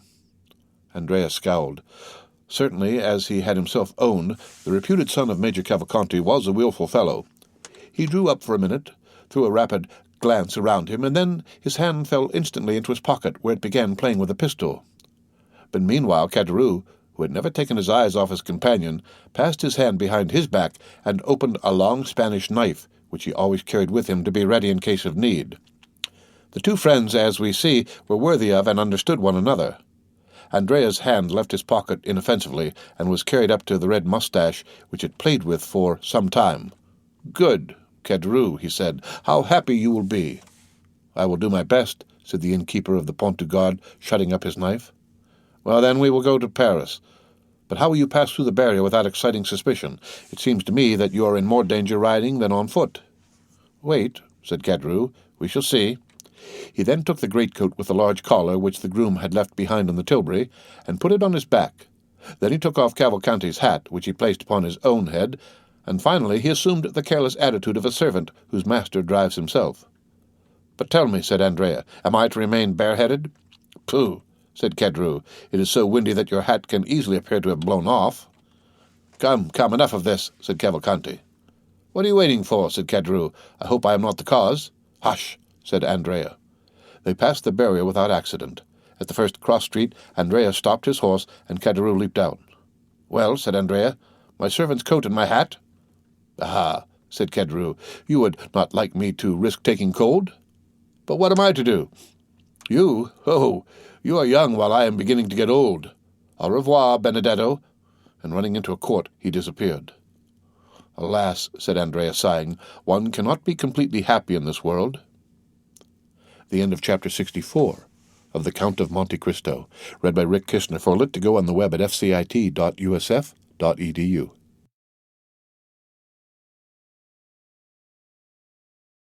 The Count of Monte Cristo by Alexandre Dumas. Chapter 65. A Conjugal Scene. At the place Louis XV, the three young people separated. That is to say, Morel went to the Boulevard Château, Renaud went to the Point de la Révolution, and Debray to the Quai. Most probably Morel and Château Renaud returned to their domestic hearths, as they say in the gallery of the chamber in well-turned speeches, and in the theatre of the Rue Richelieu in well-written pieces. But it was not the case with Debray. When he reached the wicket of the Louvre, he turned to the left, galloped across the Carrousel, passed through the Rue Saint-Roch, and issuing from the Rue de la Michaudière, he arrived at Monsieur Danglars' door just at the same time that Villefort's landau, after having deposited him and his wife at the Faubourg Saint-Honore, stopped to leave the Baroness at her own house. Debray, with the air of a man familiar with the house, entered first into the court, threw his bridle into the hands of a footman, and returned to the door to receive Madame Danglars, to whom he offered his arm to conduct her to the apartments. The gate once closed, and Debray and the Baroness alone in the court, he asked, "What was the matter with you, Hermione, and why were you so affected at that story, or rather fable, which the Count related?" "Because I have been in such shocking spirits all the evening, my friend," said the Baroness. "No, Hermione," replied Debray, "you cannot make me believe that. On the contrary, you were in excellent spirits when you arrived at the Count's. Monsieur Danglars was disagreeable, certainly, but I know how much you care for his ill-humour. Someone has vexed you. I will allow no one to annoy you." "You are deceived, Lucien, I assure you," replied Madame Danglars, "and what I have told you is really the case, added to the ill-humour you remarked, but which I did not think it worth while to allude to." It was evident that Madame Danglars was suffering from that nervous irritability which women frequently cannot account for, even to themselves, or that, as Debray had guessed, she had experienced some secret agitation that she would not acknowledge to anyone. Being a man who knew that the former of these symptoms was one of the inherent penalties of womanhood, he did not then press his inquiries, but waited for a more appropriate opportunity when he should again interrogate her, or receive an avowal proprio motu. At the door of her apartment, the Baroness met Mademoiselle Cornélie, her confidential maid. "What is my daughter doing?" asked Madame Danglars. "She practised all the evening and then went to bed," replied Mademoiselle Cornélie. "Yet I think I hear her piano." "It is Mademoiselle Louis de Armilly who is playing while Mademoiselle Danglars is in bed." "Well," said Madame Danglars, "come and undress me." They entered the bedroom. Debray stretched himself upon a large couch, and Madame Danglars passed into her dressing-room with Mademoiselle Cornélie. "My dear Monsieur Lucien," said Madame Danglars through the door, "you are always complaining that Eugenie will not address a word to you." "Madame," said Lucien, playing with a little dog who, recognizing him as a friend of the house, expected to be caressed, "I am not the only one who makes similar complaints. I think I heard Morcerf say that he could not extract a word from his betrothed." "True," said Madame Danglars, "yet I think this will all pass off, and that you will one day see her enter your study." "My study?" "At least that of the minister." "Why so?" "To ask for an engagement at the opera." "Really, I never saw such an infatuation for music. It is quite ridiculous for a young lady of fashion." Debray smiled. "Well," said he, "let her come, with your consent and that of the Baron, and we will try and give her an engagement, though we are very poor to pay such talent as hers." "Go, Cornélie," said Madame Danglars. "I do not require you any longer." Cornélie obeyed, and the next minute Madame Danglars left her room in a charming loose dress, and came and sat down close to Debray. Then she began thoughtfully to caress the little spaniel. Lucian looked at her for a moment in silence. "Come, Hermione," he said after a short time, "answer candidly. Something vexes you, is it not so?" "Nothing," answered the Baroness, and yet, as she could scarcely breathe, she rose and went towards a looking-glass. "I am frightful tonight," she said. Debray rose, smiling, and was about to contradict the Baroness upon this latter point, when the door opened suddenly. Monsieur Danglars appeared. Debray reseated himself. At the noise of the door, Madame Danglars turned round and looked upon her husband with an astonishment she took no trouble to conceal. "Good evening, madame," said the banker. "Good evening, Monsieur Debray." Probably the Baroness thought this unexpected visit signified a desire to make up for the sharp words he had uttered during the day. Assuming a dignified air, she turned round to Debray without answering her husband. "Read me something, Monsieur Debray," she said. Debray, who was slightly disturbed at this visit, recovered himself when he saw the calmness of the Baroness, and took up a book marked by a mother-of-pearl knife inlaid with gold. "Excuse me," said the banker, "but you will tire yourself, Baroness, by such late hours, and Monsieur Debray lives some distance from here." Debray was petrified not only to hear Danglars speak so calmly and politely, but because it was apparent that beneath outward politeness there really lurked a determined spirit of opposition to anything his wife might wish to do. The Baroness was also surprised, and showed her astonishment by a look which would doubtless have had some effect upon her husband if he had not been intently occupied with the paper, where he was looking to see the closing stock quotations. The result was that the proud look entirely failed of its purpose. "Monsieur Lucien," said the Baroness, "I assure you I have no desire to sleep, and that I have 1,000 things to tell you this evening which you must listen to, even though you slept while hearing me." "I am at your service, madame," replied Lucien coldly. "My dear Monsieur Debray," said the banker, "do not kill yourself tonight listening to the follies of Madame Danglars, for you can hear them as well tomorrow. But I claim tonight, and will devote it, if you will allow me, to talk over some serious matters with my wife." This time the blow was so well aimed and hit so directly that Lucien and the Baroness were staggered, and they interrogated each other with their eyes as if to seek help against this aggression, but the irresistible will of the master of the house prevailed, and the husband was victorious. "Do not think I wish to turn you out, my dear Debray," continued Danglars. "Oh, no, not at all. An unexpected occurrence forces me to ask my wife to have a little conversation with me. It is so rarely I make such a request, I am sure you cannot grudge it to me." Debray muttered something, bowed, and went out, knocking himself against the edge of the door, like Nathan in Auteuil. "It is extraordinary," he said, when the door was closed behind him, "how easily these husbands whom we ridicule gain an advantage over us." Lucien having left, Danglars took his place on the sofa, closed the open book, and placing himself in a dreadfully dictatorial attitude, he began playing with the dog. But the animal, not liking him as well as Debray, and attempting to bite him, Danglars seized him by the skin of his neck and threw him upon a couch on the other side of the room. The animal uttered a cry during the transit, but arrived at its destination, it crouched behind the cushions, and, stupefied at such unusual treatment, remained silent and motionless. "Do you know, sir," asked the Baroness, "that you are improving? Generally you are only rude, but tonight you are brutal." "It is because I am in a worse humour than usual," replied Danglars. Hermione looked at the banker with supreme disdain. These glances frequently exasperated the pride of Danglars, but this evening he took no notice of them. "And what have I to do with your ill humour?" said the Baroness, irritated at the impassibility of her husband. "Do these things concern me? Keep your ill humour at home in your money-boxes, or, since you have clerks whom you pay, vent it upon them." "Not so," replied Danglars. "Your advice is wrong, so I shall not follow it. My money-boxes are my pactolus, as I think Monsieur de Moustier says, and I will not retard its course or disturb its calm. My clerks are honest men who earn my fortune, whom I pay much below their deserts, if I may value them according to what they bring in. Therefore I shall not get into a passion with them. Those with whom I will be in a passion are those who eat my dinners, mount my horses, and exhaust my fortune." "And pray, who are the persons who exhaust your fortune? Explain yourself more clearly, I beg, sir." "Oh, make yourself easy. I am not speaking riddles, and you will soon know what I mean. The people who exhaust my fortune are those who draw out 700,000 francs in the course of an hour." "I do not understand you, sir," said the Baroness, trying to disguise the agitation of her voice and the flush of her face. "You understand me perfectly, on the contrary," said Danglars. "But if you will persist, I will tell you that I have just lost 700,000 francs upon the Spanish loan." "And pray," asked the Baroness, "am I responsible for this loss?" "Why not? Is it my fault you have lost 700,000 francs?" Certainly it is not mine. Once for all, sir, replied the Baroness sharply, I tell you I will not hear cash named. It is a style of language I never heard in the house of my parents or in that of my first husband. Oh, I can well believe that, for neither of them was worth a penny. The better reason for my not being conversant with the slang of the bank, which is here dinning in my ears from morning to night, that noise of jingling crowns which are constantly being counted and recounted, is odious to me. I only know one thing I dislike more, which is the sound of your voice. Really?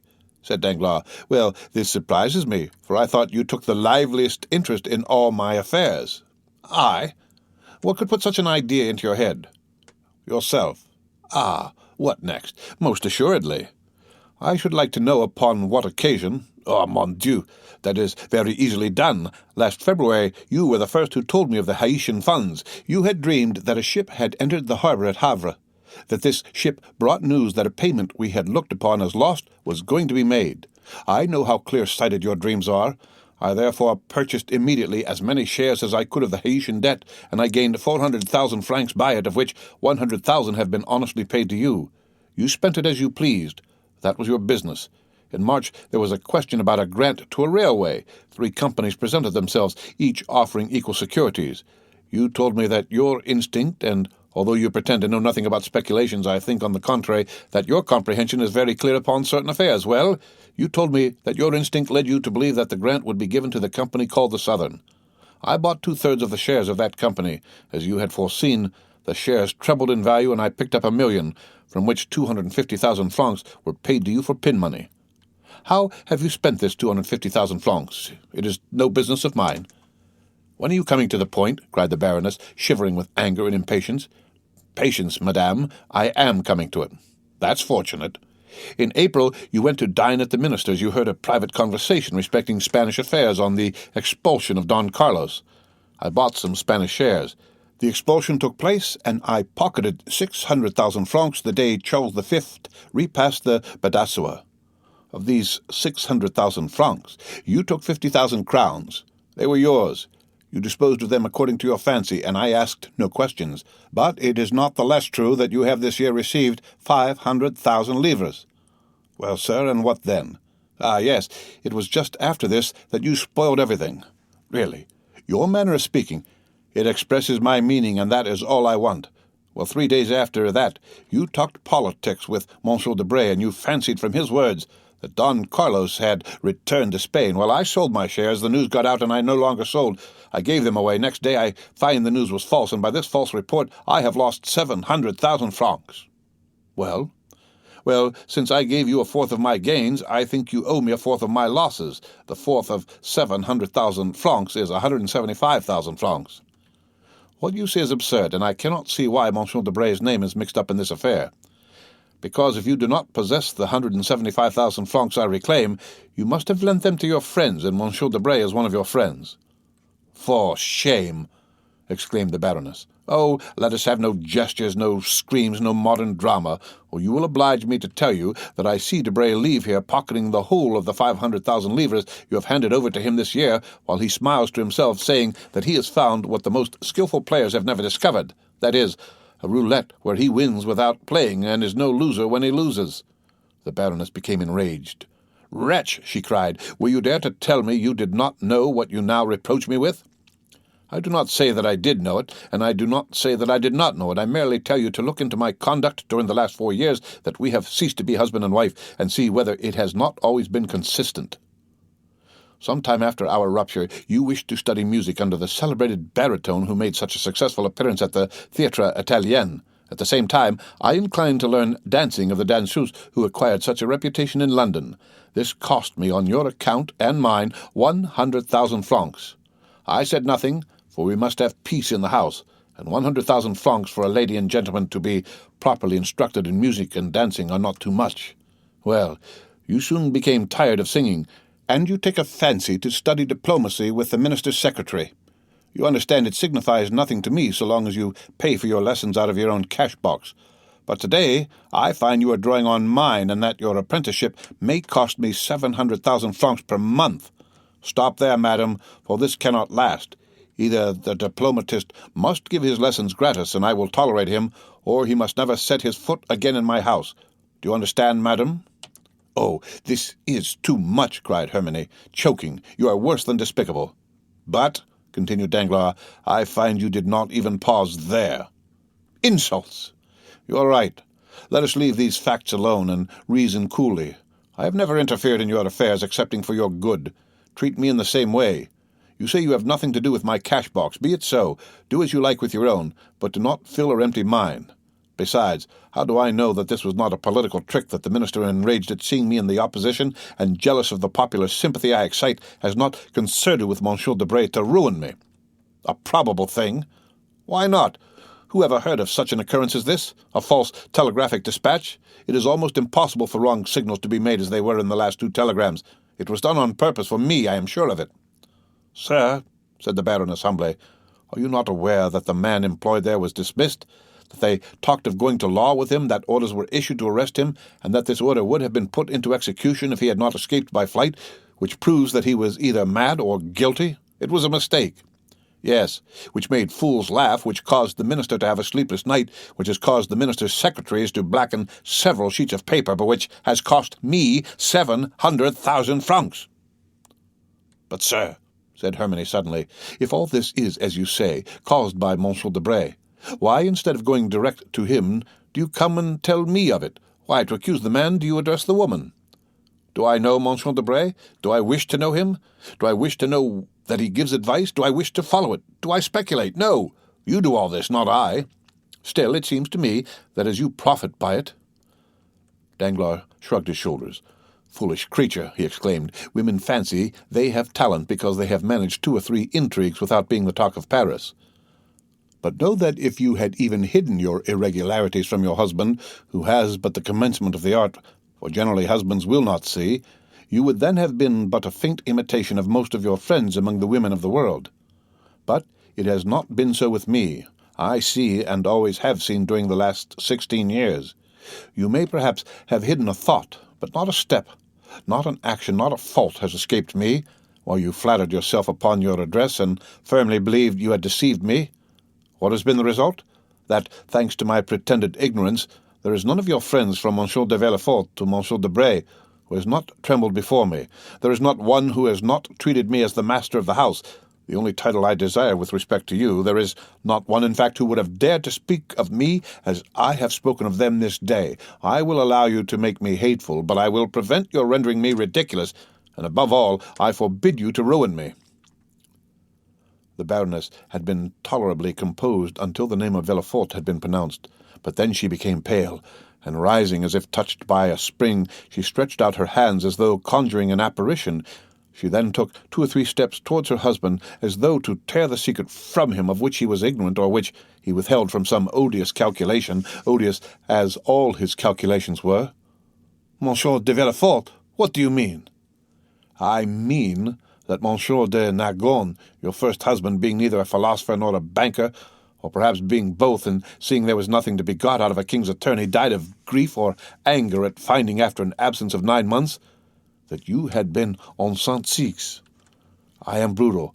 I not only allow it, but boast of it. It is one of the reasons of my success in commercial business. Why did he kill himself instead of you? Because he had no cash to save. My life belongs to my cash. Monsieur Debray has made me lose 700,000 francs. Let him bear his share of the loss, and we will go on as before. If not, let him become bankrupt for the 250,000 livres, and do as all bankrupts do, disappear. He is a charming fellow, I allow, when his news is correct, but when it is not, there are 50 others in the world who would do better than he." Madame Danglars was rooted to the spot. She made a violent effort to reply to this last attack, but she fell upon a chair, thinking of Villefort, of the dinner scene, of the strange series of misfortunes which had taken place in her house during the last few days, and changed the usual calm of her establishment to a scene of scandalous debate. Danglars did not even look at her, though she did her best to faint. He shut the bedroom door after him without adding another word, and returned to his apartments, and when Madame Danglars recovered from her half-fainting condition, she could almost believe that she had had a disagreeable dream. The end of Chapter 65 of The Count of Monte Cristo. Read by Rick Kistner for Lit2Go on the web at fcit.usf.edu.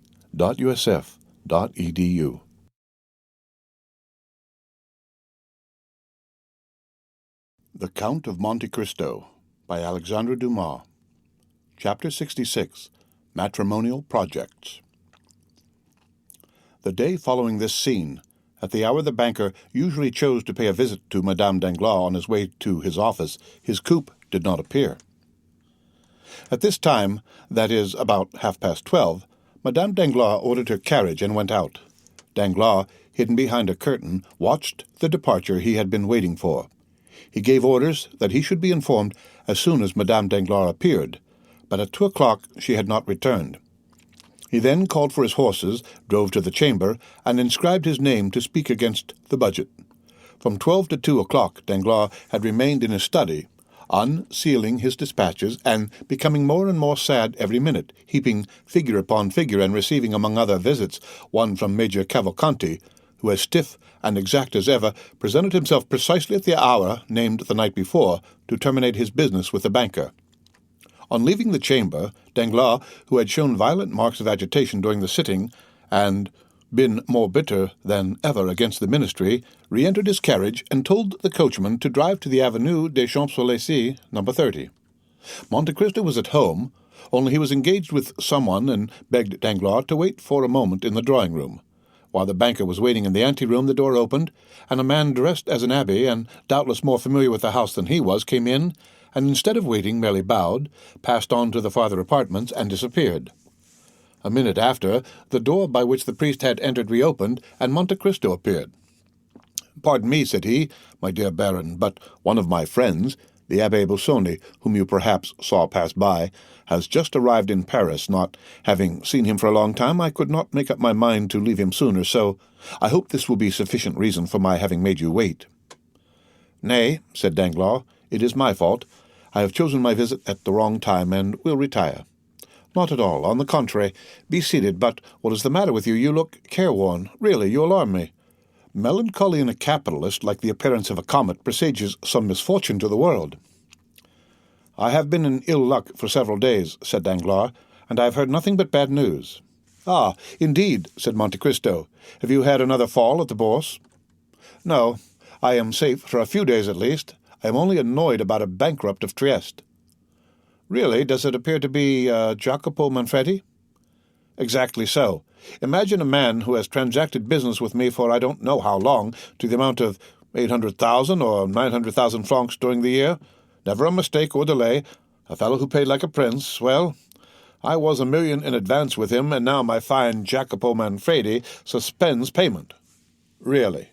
"It is an unheard-of fatality. I draw upon him for 600,000 francs. My bills are returned unpaid, and more than that, I hold bills of exchange signed by him to the value of 400,000 francs, payable at his correspondence in Paris at the end of this month. Today is the 30th. I present them, but my correspondent has disappeared. This, with my Spanish affairs, made a pretty end to the month."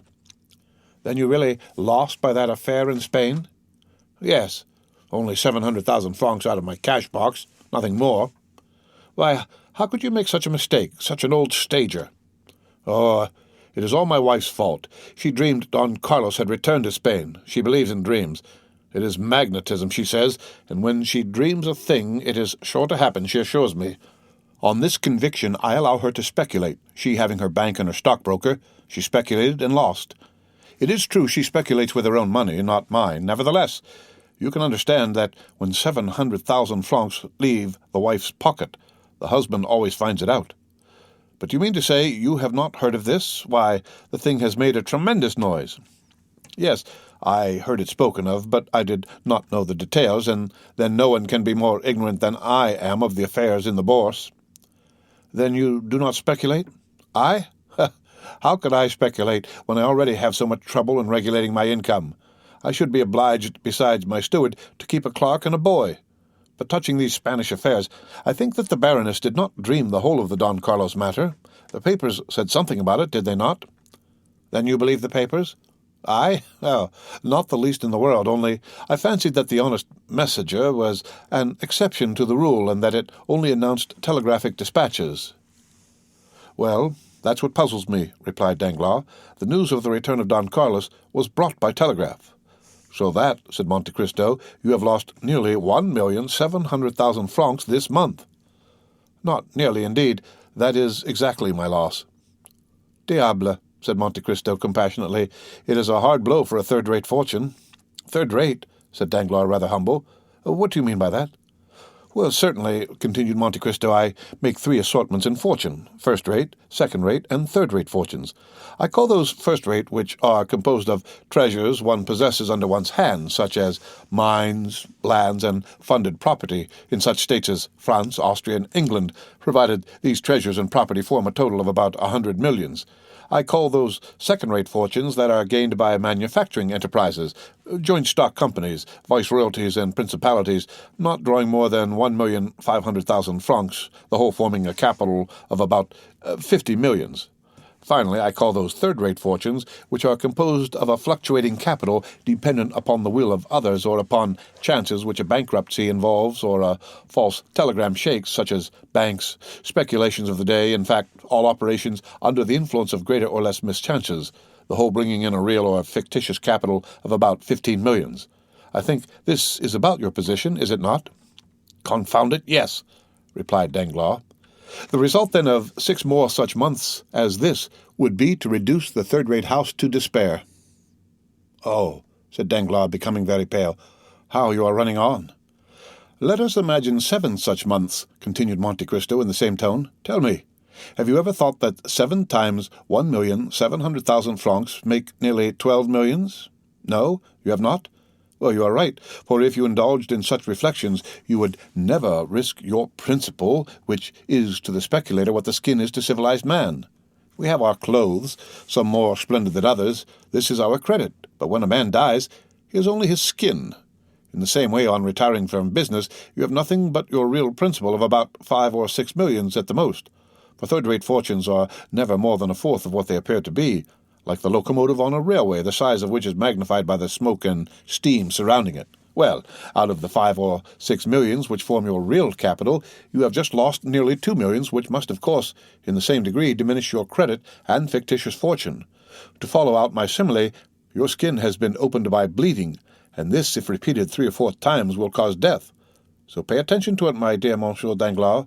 Do you want money? Do you wish me to lend you some?" "What a bad calculator you are!" exclaimed Danglars, calling to his assistance all his philosophy and dissimulation. "I have made money at the same time by speculations which have succeeded. I have made up the loss of blood by nutrition. I lost a battle in Spain.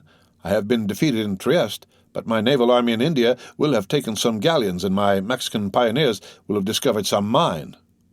"Very good, very good. But the wound remains and will reopen at the first loss." "No, for I am only embarked in certainties," replied Danglars, with the air of a mountebank, sounding his own praises. "To involve me, 3 governments must crumble to dust." "Well, such things have been. That there should be a famine. Recollect the 7 fat and the 7 lean keen. Or that the sea should become dry, as in the days of Pharaoh, and even then my vessels would become caravans." "So much the better. I congratulate you, my dear Monsieur Danglars," said Monte Cristo. "I see I was deceived, and that you belong to the class of second-rate fortunes." "I think I may aspire to that honor," said Danglars with a smile which reminded Monte Cristo of the sickly moons which bad artists are so fond of daubing into their pictures of ruins. "But while we are speaking of business," Danglars added, pleased to find an opportunity of changing the subject, "tell me what I am to do for Monsieur Cavalcanti." "Give him money if he is recommended to you and the recommendation seems good." "Excellent. He presented himself this morning with a bond of 40,000 francs payable at sight on you, signed by Busoni and returned by you to me, with your endorsement, of course. I immediately counted him over the 40 banknotes." Monte Cristo nodded his head in token of assent. "But that is not all," continued Danglars. "He has opened an account with my house for his son." "May I ask how much he allows the young man?" 5,000 francs per month. 60,000 francs per year. I thought I was right in believing that Cavalcanti to be a stingy fellow. How can a young man live upon 5,000 francs a month? But you understand that if the young man should want a few thousands more, do not advance it. The father will never repay it. You do not know these ultramontane millionaires. They are regular misers. And by whom were they recommended to you?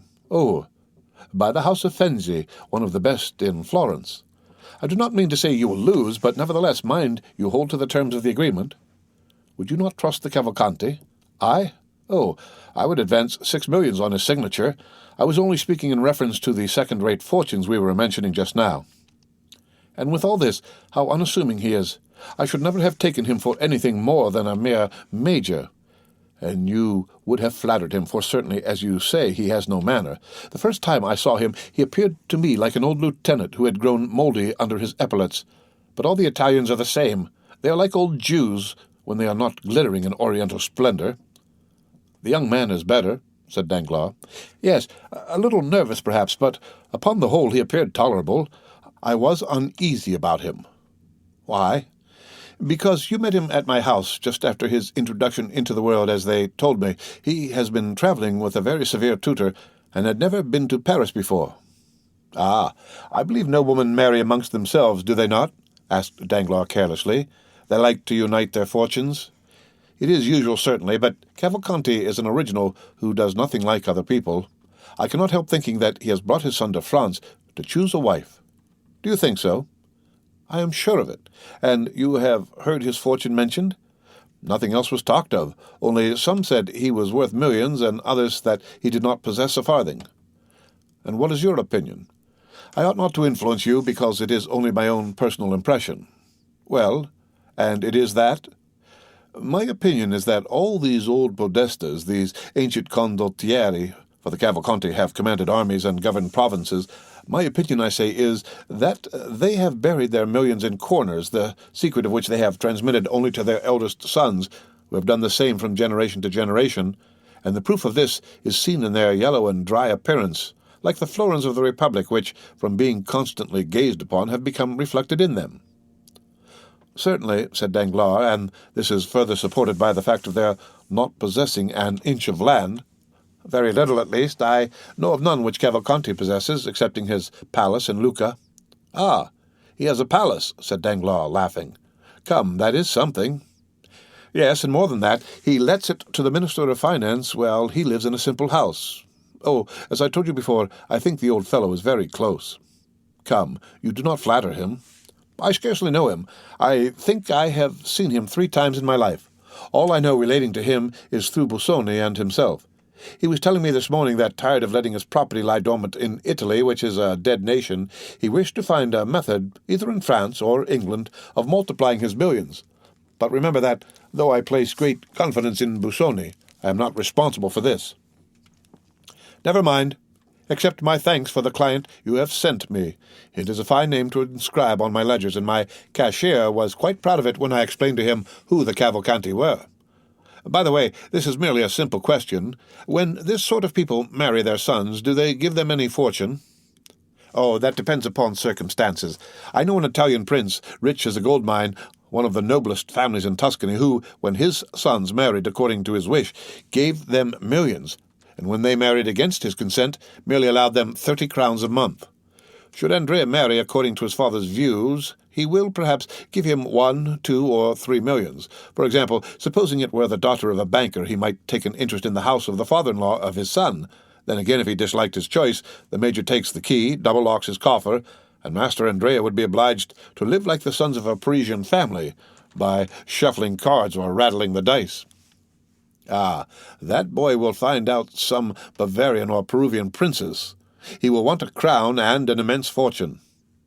No, these grand lords on the other side of the Alps frequently marry into plain families. Like Jupiter, they like to cross the race. But do you wish to marry Andrea, my dear Monsieur Danglars, that you are asking so many questions? Ma foi, said Danglars, it would not be a bad speculation, I fancy, and you know I am a speculator. You are not thinking of Mademoiselle Danglars, I hope. You would not like poor Andrea to have his throat cut by Albert. Albert, repeated Danglars, shrugging his shoulders. Ah, well, he would care very little about it, I think. But he is betrothed to your daughter, I believe? Well, Monsieur de Morcerf and I have talked about this marriage, but Madame de Morcerf and Albert... You do not mean to say that it would not be a good match? Indeed, I imagine that Mademoiselle Danglars is as good as Monsieur de Morcerf. Mademoiselle Danglars' fortune will be great, no doubt, especially if the telegraph should not make any more mistakes. Oh, I do not mean her fortune only, but tell me. What? Why did you not invite Monsieur and Madame de Morcerf to your dinner? I did so, but he excused himself on account of Madame de Morcerf being obliged to go to Dieppe for the benefit of sea air. Yes, yes, said Danglars, laughing. It would do her a great deal of good. Why so? Because it is the air she always breathed in her youth. Monte Cristo took no notice of this ill-natured remark. But still, if Albert be not so rich as Mademoiselle Danglars, said the Count, you must allow that he has a fine name. So he has, but I like mine as well. Certainly, your name is popular, and does honor to the title they have adorned it with. But you are too intelligent not to know that, according to a prejudice too firmly rooted to be exterminated, a nobility which dates back 5 centuries is worth more than one can only reckon 20 years. And for this very reason, said Danglars with a smile, which he tried to make sardonic, I prefer Monsieur Andrea Cavalcanti to Monsieur Albert de Morcerf. Still, I should not think the Morcerfs would yield to the Cavalcanti. The Morcerfs? Stay, my dear Count, said Danglars. You're a man of the world, are you not? I think so. And you understand heraldry? A little. Well, look at my coat of arms. It is worth more than Morcerf's. Why so? Because, though I am not a baron by birth, my real name is at least Danglars. Well, what then? Well, his name is not Morcerf. How not Morcerf? Not the least in the world. Go on. I have been made a baron so that I actually am one. He made himself a count so that he is not one at all. Impossible. Listen, my dear Count, Monsieur de Morcerf has been my friend, or rather my acquaintance, during the last 30 years. You know, I have made the most of my arms, though I never forgot my origin. A proof of great humility or great pride, said Monte Cristo. Well, when I was a clerk, Morcerf was a mere fisherman. And then he was called? Fernand. Only Fernand? Fernand Mondego. You're sure? Pardieu, I have bought enough fish of him to know his name. Then why did you think of giving your daughter to him? Because Fernand and Danglars, being both parvenus, both having become noble, both rich, are about equal in worth, excepting that there have been certain things mentioned of him that were never said of me. What? Oh, nothing. Ah, yes, what you tell me recalls to mind something about the name of Fernand Mondego. I have heard that name in Greece. In conjunction with the affairs of Ali Pasha? Exactly so. This is the mystery, said Danglars. I acknowledge I would have given anything to find it out. It would be very easy if you much wished it. How so? Probably you have some correspondent in Greece? I should think so. At Yanina? Everywhere. Well, write to your correspondent in Yanina and ask him what part was played by a Frenchman named Fernand Mondego in the catastrophe of Ale Tepelini. You're right, exclaimed Danglars, rising quickly. I will write today. Do so. I will. And if you should hear of anything very scandalous, I will communicate it to you. You will oblige me. Danglars rushed out of the room and made but one leap into his coupe. The end of Chapter 66 of The Count of Monte Cristo, read by Rick Kistner, for Lit2Go on the web at fcit.usf.edu.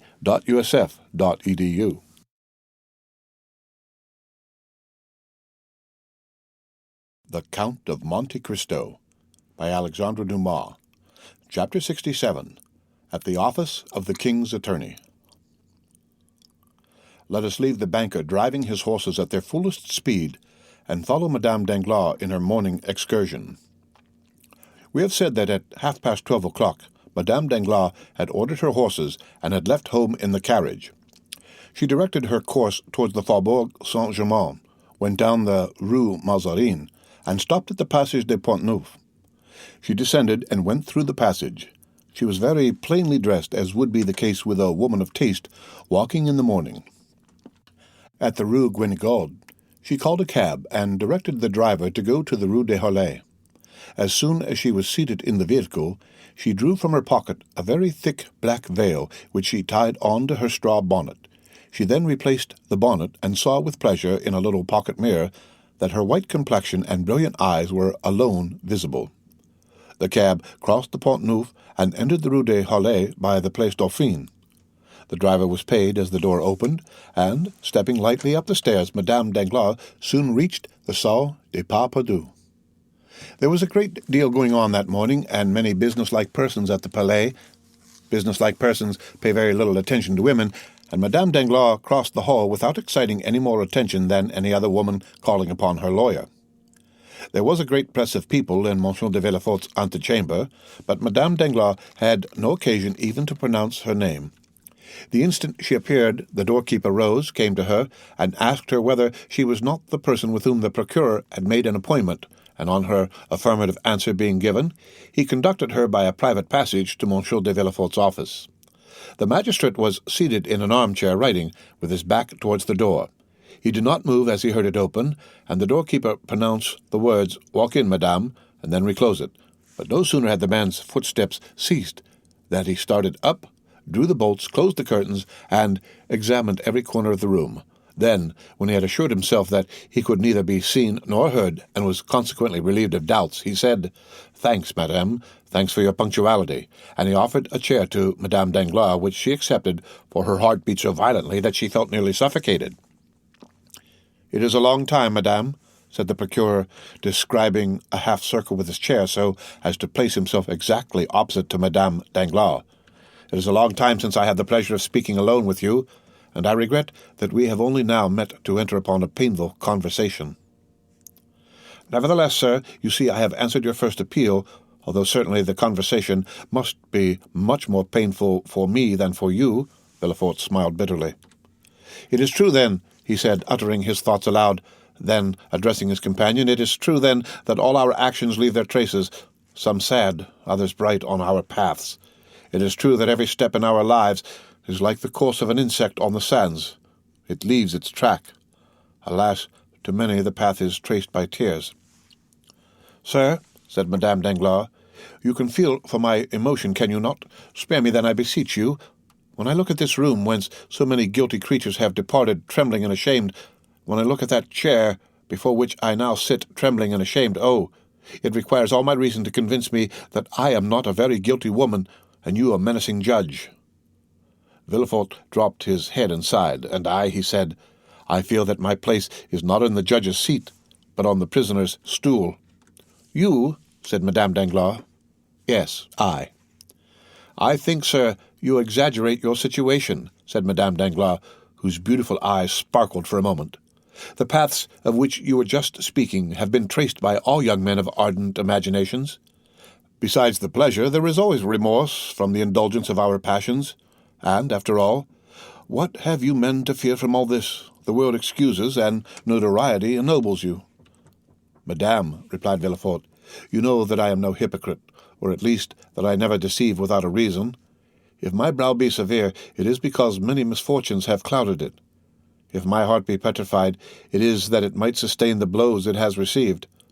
I was not so in my youth. I was not so on the night of the betrothal, when we were all seated around a table in the Rue des Cours at Marseilles. But since then everything has changed in and about me. I am accustomed to brave difficulties, and in the conflict to crush those who, by their own free will or by chance, voluntarily or involuntarily, interfere with me in my career. It is generally the case that what we most ardently desire is as ardently withheld from us by those who wish to obtain it, or from whom we attempt to snatch it. Thus the greater number of a man's errors come before him disguised under the specious form of necessity. Then, after error has been committed in a moment of excitement, of delirium, or of fear, we see that we might have avoided and escaped it. The means we might have used, which we in our blindness could not see, then seem simple and easy, and we say, why did I not do this instead of that? Women, on the contrary, are rarely tormented with remorse, for the decision does not come from you. Your misfortunes are generally imposed upon you, and your faults the results of others' crimes. In any case, sir, you will allow, replied Madame Danglars, that even if the fault were alone mine, I last night received a severe punishment for it. Poor thing, said Villefort, pressing her hand.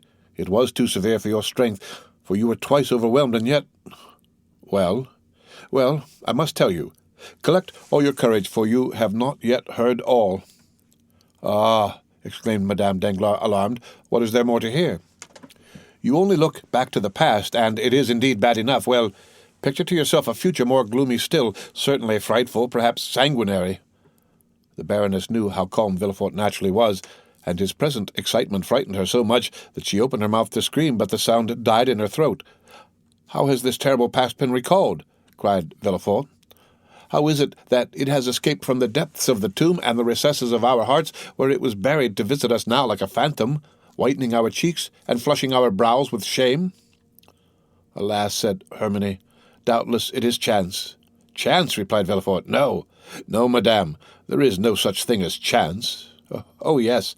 Has not a fatal chance revealed all this? Was it not by chance the Count of Monte Cristo bought that house? Was it not by chance he caused the earth to be dug up? Is it not by chance that the unfortunate child was disinterred under the trees, that poor innocent offspring of mine which I never even kissed, but for whom I wept many, many tears? Ah, my heart clung to the Count when he mentioned the dear spoil found beneath the flowers." "Well, no, madame. This is the terrible news I have to tell you," said Villefort in a hollow voice. "No, nothing was found beneath the flowers. There was no child disinterred. No, you must not weep. No, you must not groan. You must not tremble." "What can you mean?" asked Madame Danglars, shuddering. "I mean that Monsieur de Monte Cristo, digging underneath these trees, found neither skeleton nor chest, because neither of them was there." "Neither of them there?" repeated Madame Danglars, her staring wide-open eyes expressing her alarm. "Neither of them there?" she again said, as though striving to impress herself with the meaning of the words which escaped her. "No," said Villefort, burying his face in his hands. "No, 100 times no." "Then you did not bury the poor child there, sir? Why did you deceive me? Where did you place it? Tell me, where?" "There. But listen to me. Listen, and you will pity me, who has for 20 years alone borne the heavy burden of grief I am about to reveal, without casting the least portion upon you." "Oh, you frighten me. But speak, I will listen." "You recollect that sad night when you were half expiring on that bed in the red damask room, while I, scarcely less agitated than you, awaited your delivery. The child was born, was given to me, motionless, breathless, voiceless. We thought it was dead." Madame Danglars moved rapidly, as though she would spring from her chair. But Villefort stopped, and clasped his hands as if to implore her attention. "We thought it was dead," he repeated. "I placed it in the chest, which was about to take the place of a coffin. I descended to the garden, I dug a hole, and then flung it down in haste. Scarcely had I covered it with earth when the arm of the Corsican was stretched towards me. I saw a shadow rise, and at the same time a flash of light. I felt pain. I wished to cry out, but an icy shiver ran through my veins and stifled my voice. I fell lifeless and fancied myself killed. Never shall I forget your sublime courage when, having returned to consciousness, I dragged myself to the foot of the stairs, and you, almost dying yourself, came to meet me. We were obliged to keep silent upon the dreadful catastrophe. You had the fortitude to regain the house, assisted by your nurse. A duel was the pretext for my wound. Though we scarcely expected it, our secret remained in our own keeping alone. I was taken to Versailles. For 3 months I struggled with death. At last, as I seemed to cling to life, I was ordered to the south. 4 men carried me from Paris to Chalon, walking 6 leagues a day. Madame de Villefort followed the litter in her carriage. At Chalon I was put upon the Saône. Thence I passed on to the Rhône, whence I descended merely with the current to Arles. At Arles I was again placed on my litter and continued my journey to Marseille. My recovery lasted 6 months. I never heard you mentioned, and I did not dare inquire for you. When I returned to Paris, I learned that you, the widow of Monsieur de Nargonne, had married Monsieur Danglars. What was the subject of my thoughts from the time consciousness returned to me? Always the same. Always the child's corpse, coming every night in my dreams, rising from the earth and hovering over the grave with menacing look and gesture. I inquired immediately on my return to Paris. The house had not been inhabited since we left it, but it had just been let for 9 years. I found the tenant. I pretended that I disliked the idea that a house belonging to my wife's father and mother should pass into the hands of strangers. I offered to pay them for cancelling the lease. They demanded 6,000 francs. I would have given 10,000. I would have given 20,000. I had the money with me. I made the tenant sign the deed of resilition, and when I had obtained what I so much wanted, I galloped to Auteuil. No one had entered the house since I had left it. It was 5 o'clock in the afternoon. I ascended into the Red Room and waited for night. There, all the thoughts which had disturbed me during my year of constant agony came back with double force. The Corsican who had declared the vendetta against me, who had followed me from Nimes to Paris, who had hid himself in the garden, who had struck me, had seen me dig the grave, had seen me inter the child. He might become acquainted with your person, nay, he might even then have known it. Would he not one day make you pay for keeping this terrible secret? Would it not be a sweet revenge for him when he found that I had not died from the blow of his dagger? It was therefore necessary, before anything else and at all risks, that I should cause all traces of the past to disappear, that I should destroy every material vestige. Too much reality would always remain in my recollection. It was for this I had annulled the lease. It was for this I had come. It was for this I was awaiting. Night arrived. I allowed it to become quite dark. I was without a light in that room. When the wind shook all the doors behind which I continually expected to see some spy concealed, I trembled. I seemed everywhere to hear your moans behind me in the bed, and I dared not turn around. My heart beat so violently that I feared my wound would open. At length, one by one, all the noises in the neighborhood ceased. I understood that I had nothing to fear, that I should neither be seen nor heard, so I decided upon descending to the garden. Listen, Hermione. I consider myself as brave as most men, but when I drew from my breast the little key of the staircase which I had found in my coat, that little key we both used to cherish so much, which you wished to have fastened to a golden ring, when I opened the door and saw the pale moon shedding a long stream of white light on the spiral staircase like a spectre, I leaned against the wall and nearly shrieked. I seemed to be going mad. At last I mastered my agitation. I descended the staircase step by step. The only thing I could not conquer was a strange trembling in my knees. I grasped the railings. If I had relaxed my hold for a moment, I should have fallen. I reached the lower door. Outside this door, a spade was placed against the wall. I took it and advanced towards the thicket. I had provided myself with a dark lantern. In the middle of the lawn I stopped to light it. Then I continued my path. It was the end of November.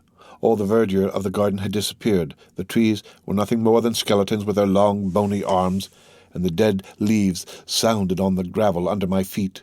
My terror overcame me to such a degree as I approached the thicket that I took a pistol from my pocket and armed myself. I fancied continually that I saw the figure of the Corsican between the branches.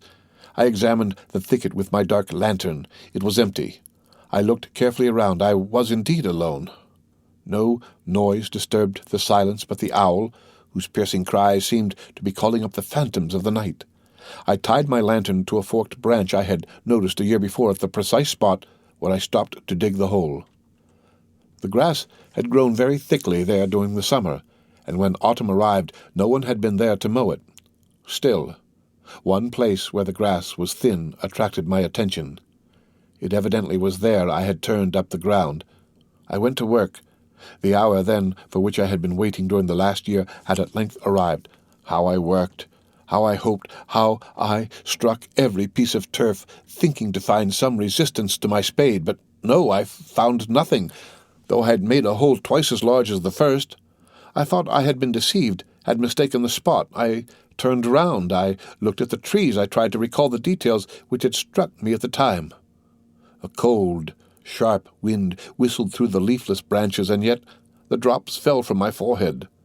I recollected that I was stabbed just as I was trampling the ground to fill up the hole. While doing so, I had leaned against a laburnum. Behind me was an artificial rookery, intended to serve as a resting place for persons walking in the garden.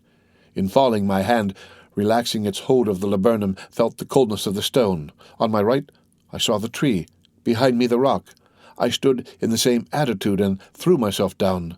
I rose and again began digging and enlarging the hole. Still I found nothing. Nothing. The chest was no longer there. The chest no longer there? Murmured Madame Danglars, choking with fear. Think not I contented myself with this one effort, continued Villefort. No, I searched the whole thicket. I thought the assassin, having discovered the chest and supposing it to be a treasure, had intended carrying it off, but perceiving his error, had dug another hole and deposited it there. But I could find nothing. Then the idea struck me that he had not taken these precautions and had simply thrown it in a corner. In the last case I must wait for daylight to renew my search. I remained the room and waited. Oh, heavens! When daylight dawned, I went down again. My first visit was to the thicket. I hoped to find some traces which had escaped me in the darkness. I had turned up the earth over a surface of more than 20 feet square and a depth of 2 feet. A laborer would not have done in a day what occupied me an hour. But I could find nothing, absolutely nothing. Then I renewed the search. Supposing it had been thrown aside, it would probably be on the path which led to the little gate. But this examination was as useless as the first, and with a bursting heart I returned to the thicket, which now contained no hope for me. "Oh," cried Madame Danglars, "it was enough to drive you mad." "I hoped for a moment that it might," said Villefort, "but that happiness was denied me.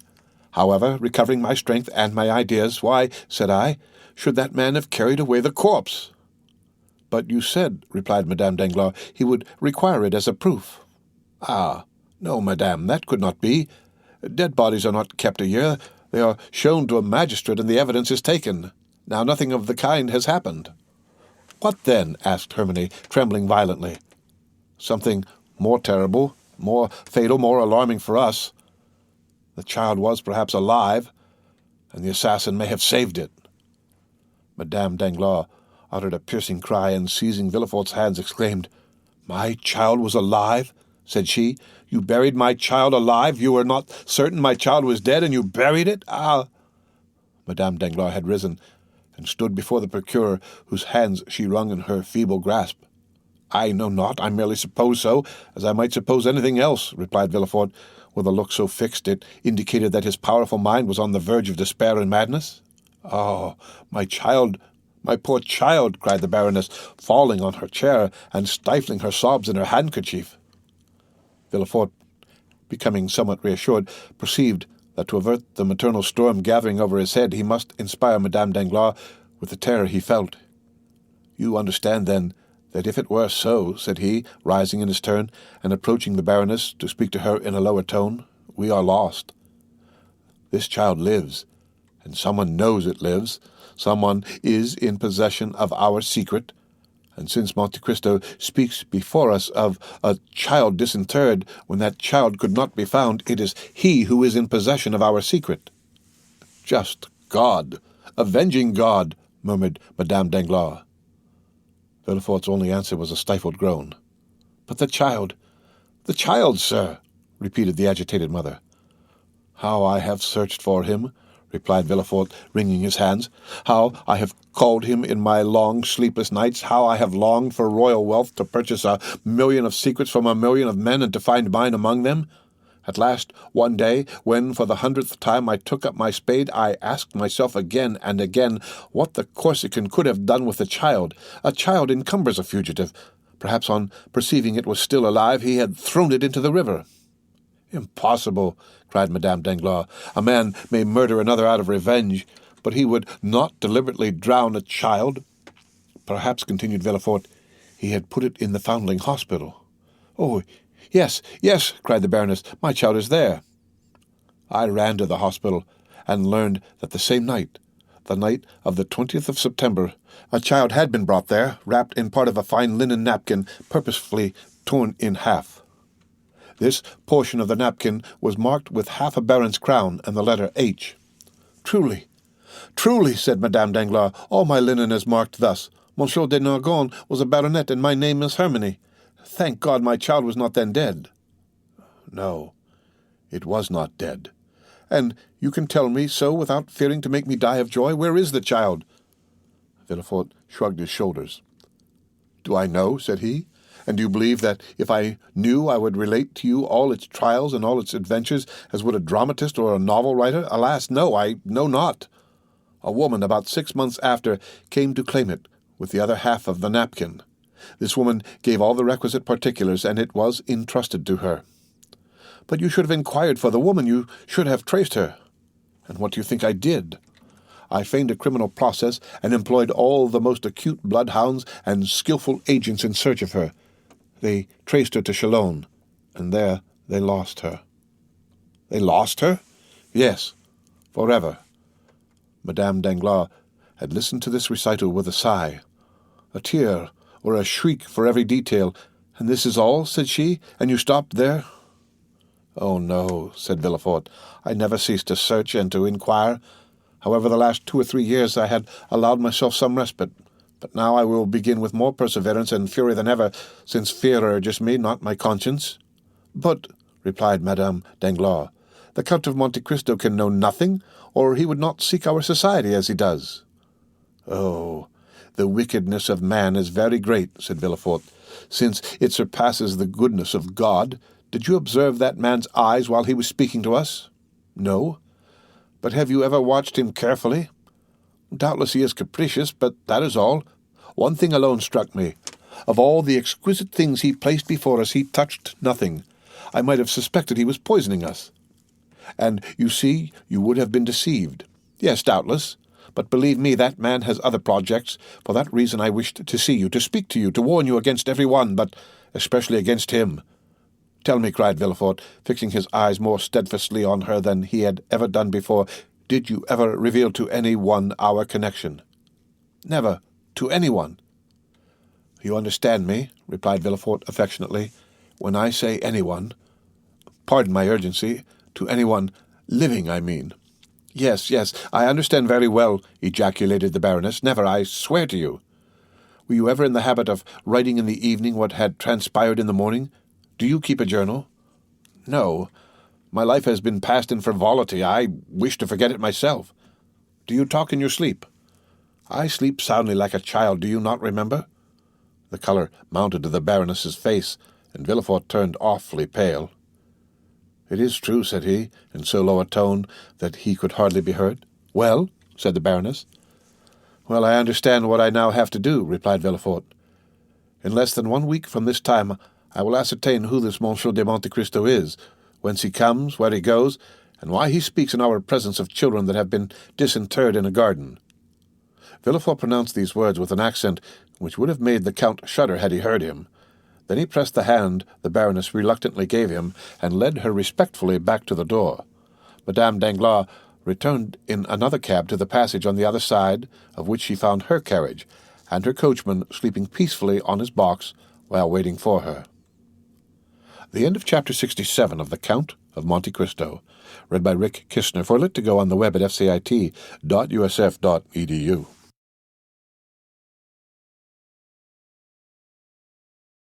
The Count of Monte Cristo by Alexandre Dumas, Chapter 68, A Summer Ball. The same day during the interview between Madame Danglars and the procureur, a travelling carriage entered the Rue du Helder, passed through the gateway of number 27, and stopped in the yard. In a moment the door was opened, and Madame de Morcerf alighted, leaning on her son's arm. Albert soon left her, ordered his horses, and having arranged his toilette, drove to the Champs-Élysées to the house of Monte Cristo. The Count received him with his habitual smile. It was a strange thing that no one ever appeared to advance a step in that man's favours. Those who would, as it were, force a passage to his heart found an impassable barrier. Morcerf, who ran towards him with open arms, was chilled as he drew near in spite of the friendly smile, and simply held out his hand. Monte Cristo shook it coldly, according to his invariable practice. "Here I am, dear Count." "Welcome home again. I arrived an hour since. From Dieppe? No, from Trepot." "Indeed. And I have come at once to see you." "That is extremely kind of you," said Monte Cristo with a tone of perfect indifference. "And what is the news?" "You should not ask a stranger, a foreigner, for news." "I know it, but in asking for news, I mean, have you done anything for me?" "Had you commissioned me?" said Monte Cristo, feigning uneasiness. Come," said Albert. "Do not assume so much indifference. It is said sympathy travels rapidly, and when at Trepot I felt the electric shock. You have either been working for me or thinking of me." "Possibly," said Monte Cristo. "I have indeed thought of you, but the magnetic wire I was guiding acted indeed without my knowledge." "Indeed. Pray, tell me how it happened." "Willingly. Monsieur Danglars dined with me." "I know it. To avoid meeting him, my mother and I left town. But he met here Monsieur Andrea Cavalcanti." "Your Italian prince?" "Not so fast. Monsieur Andrea only calls himself Count." "Calls himself, do you say?" "Yes, calls himself. Is he not a count?" "What can I know of him? He calls himself so." I, of course, give him the same title, and everyone else does likewise. What a strange man you are. What next? You say Monsieur Danglars dined here? Yes, with Count Cavalcanti, the Marquis, his father, Madame Danglars, Monsieur and Madame de Villefort, charming people, Monsieur Debray, Maximilien Morel, and Monsieur de Château-Renaud. Did they speak of me? Not a word. So much the worse. Why so? I thought you wished them to forget you. If they did not speak of me, I am sure they thought about me, and I am in despair. How will that affect you, since Mademoiselle Danglars was not among the number here who thought of you? Truly, she might have thought of you at home. I have no fear of that, or if she did, it was only in the same way in which I think of her. Touching sympathy. So you hate each other? Said the Count. Listen, said Morcerf. If Mademoiselle Danglars were disposed to take pity on my supposed martyrdom on her account, and would dispense with all matrimonial formalities between our two families, I am ready to agree to the arrangement. In a word, Mademoiselle Danglars would make a charming mistress, but a wife, diable! And this, said Monte Cristo, is your opinion of your intended spouse? Yes. It is rather unkind, I acknowledge, but it is true. But as this dream cannot be realized, since Mademoiselle Danglars must become my lawful wife, live perpetually with me, sing to me, compose verses and music within 10 paces of me, and that for my whole life, it frightens me. One may forsake a mistress, but a wife, good heavens! There, she must always be, and to marry Mademoiselle Danglars would be awful. You are difficult to please, Viscount. Yes, for I often wished for what is impossible. What is that? To find such a wife as my father found. Monte Cristo turned pale, and looked at Albert, while playing with some magnificent pistols. Your father was fortunate, then, said he. You know my opinion of my mother, Count. Look at her. Still beautiful, witty, more charming than ever. For any other son to have stayed with his mother for 4 days at Treport, it would have been a condescension or a martyrdom, while I return more contented, more peaceful, shall I say more poetic, than if I had taken Queen Mab or Titania as my companion. That is an overwhelming demonstration, and you would make every one vow to live a single life? Such are my reasons for not liking to marry Mademoiselle Danglars. Have you ever noticed how much a thing is heightened in value when we obtain possession of it? The diamond which glittered in the window at Marley's or Fawson's shines with more splendor when it is our own. But if we are compelled to acknowledge the superiority of another, and still must retain the one that is inferior, do you not know what we have to endure? Worldling, murmured the Count. Thus I shall rejoice when Mademoiselle Eugenie perceives I am but a pitiful atom with scarcely as many 100,000 francs as she has millions. Monte Cristo smiled. One plan occurred to me, continued Albert. Franz likes all that is eccentric. I'd tried to make him fall in love with Mademoiselle Danglars, but in spite of 4 letters written in the most alluring style, he invariably answered, My eccentricity may be great, but it will not make me break my promise. That is what I call devoted friendship, to recommend to another one whom you would not marry yourself. Albert smiled. Apropos, continued he, Franz is coming soon, but it will not interest you. You dislike him, I think. I? Said Monte Cristo. My dear Viscount, how have you discovered that I did not like Monsieur Franz? I like everyone. And you include me in the expression everyone? Many thanks. Let us not mistake, said Monte Cristo. I love everyone as God commands us to love our neighbor, as Christians, but I thoroughly hate but a few. Let us return to Monsieur Franz d'Épinay. Did you say he was coming? Yes, summoned by Monsieur de Villefort, who is apparently as anxious to get Mademoiselle Valentine married as Monsieur Danglars is to see Mademoiselle Eugenie settled. It must be a very irksome office to be the father of a grown-up daughter. It seems to make one feverish and to raise one's pulse to 90 beats a minute until the deed is done. But Monsieur d'Épinay, unlike you, bears his misfortune patiently. Still more, he talks seriously about the matter, puts on a white tie and speaks of his family. He entertains a very high opinion of Monsieur and Madame de Villefort, which they deserve, do they not? I believe they do. Monsieur de Villefort has always passed for a severe but a just man. There is, then, one, said Monte Cristo, whom you do not condemn like poor Danglars? Because I am not compelled to marry his daughter, perhaps, replied Albert, laughing. Indeed, my dear sir, said Monte Cristo, you are revoltingly foppish. I, foppish? How do you mean? Yes, pray take a cigar and cease to defend yourself and to struggle to escape marrying Mademoiselle Danglars. Let things take their course. Perhaps you may not have to retract." "Pah!" said Albert, staring. "Doubtless, my dear Viscount, you will not be taken by force, and seriously, do you wish to break off your engagement? I would give 100,000 francs to be able to do so." "Then make yourself quite easy. Monsieur Danglars would give double that sum to attain the same end." "Am I indeed so happy?" said Albert, who still could not prevent an almost imperceptible cloud passing across his brow. "But, my dear Count, has Monsieur Danglars any reason?" "Ah, there is your proud and selfish nature. You would expose the self-love of another with a hatchet, but you shrink if your own is attacked with a needle. But yet Monsieur Danglars appeared delighted with you, was he not? Well, he is a man of bad taste, and is still more enchanted with another. I know not whom. Look and judge for yourself." "Thank you, I understand. But my mother—" "No, not my mother. I mistake. My father intends giving a ball." "A ball at this season? Summer balls are fashionable. If they were not, the Countess has only to wish it, and they would become so." "You are right. You know they are select affairs. Those who remain in Paris in July must be true Parisians. Will you take charge of our invitation to Messieurs Cavalcanti?" "When will it take place?" "On Saturday. Monsieur Cavalcanti's father will be gone. But the son will be here. Will you invite young Monsieur Cavalcanti?" "I do not know him, Viscount." "You do not know him?" "No, I never saw him until a few days since, and am not responsible for him." "But you receive him at your house." "That is another thing. He was recommended to me by a good abbé who may be deceived, but give him a direct invitation, but do not ask me to present him. If he were afterwards to marry Mademoiselle Danglars, you would accuse me of intrigue, and would be challenging me. Besides, I may not be there myself." "Where?" "At your ball." "Why should you not be there?" "Because you have not yet invited me." "But I come expressly for that purpose." "You are very kind, but I may be prevented. If I tell you one thing, you will be so amiable as to set aside all impediments." "Tell me, what is it?" "My mother begs you to come." "The Comtesse de Morcerf?" said Monte Cristo, starting.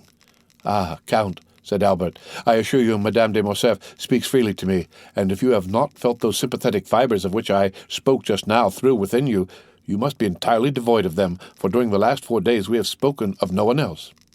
"You have talked of me?" "Yes, that is the penalty of being a living puzzle." "Then I am also a puzzle to your mother? I should have thought her too reasonable to be led by imagination." "A problem, my dear Count, for everyone, for my mother as well as others, much studied but not solved. You still remain an enigma, do not fear." "My mother is only astonished that you remain so long unsolved." "I believe, while the Countess G. takes you for Lord Ruthven, my mother imagines you to be Cagliostro or the Count Saint-Germain." "The first opportunity you have, confirm her in her opinion. It will be easy for you, as you have the philosophy of the one and the wit of the other." "I thank you for the warning," said the Count. "I shall endeavour to be prepared for all suppositions. You will then come on Saturday?" "Yes, since Madame de Morcerf invites me." "You are very kind. Will Monsieur Danglars be there?" "He has already been invited by my father. We shall try to persuade the great d'Aguesseau," see editor's note, "Monsieur de Villefort to come, but have not much hope of seeing him." Editor's note.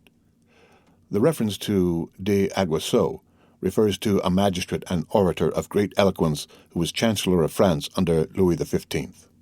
End of editor's note. "Never despair of anything," says the proverb. "Do you dance, Count?" "I dance?" "Yes, you. It would not be astonishing." "That is very well before one is over 40. No, I do not dance, but I like to see others do so. Does Madame de Morcerf dance?" "Never." "You can talk to her. She so delights in your conversation." "Indeed?" "Yes, truly, and I assure you, you are the only man of whom I have heard her speak with interest." Albert rose and took his hat. The Count conducted him to the door. "I have one thing to reproach myself with," said he, stopping Albert on the steps. "What is it?" "I have spoken to you indiscreetly about Danglars." "On the contrary, speak to me always in the same strain about him." "I am glad to be assured on that point. Apropos, when do you expect Monsieur d'Épinay?" 5 or 6 days hence at the latest." "And when is he to be married?" "Immediately on the arrival of Monsieur and Madame de Saint-Méran." "Bring him to see me. Although you say I do not like him, I assure you I shall be happy to see him." "I will obey your orders, my lord." "Good-bye. Until Saturday, when I may expect you, may I not?" "Yes, I promised you." The Count watched Albert, waving his hand to him. When he had mounted his phaeton, Monte Cristo turned, and seeing Bertuccio, "What news?" said he. "She went to the Palais," replied the steward. "Did she stay long there?" "An hour and a half." "Did she return home?" "Directly." "Well, my dear Bertuccio," said the Count, "I now advise you to go in quest of the little estate I spoke to you of in Normandy." Bertuccio bowed, and as his wishes were in perfect harmony with the order he had received, he started the same evening. The end of Chapter 68 of The Count of Monte Cristo, read by Rick Kistner, for Lit to go on the web at fcit.usf.edu.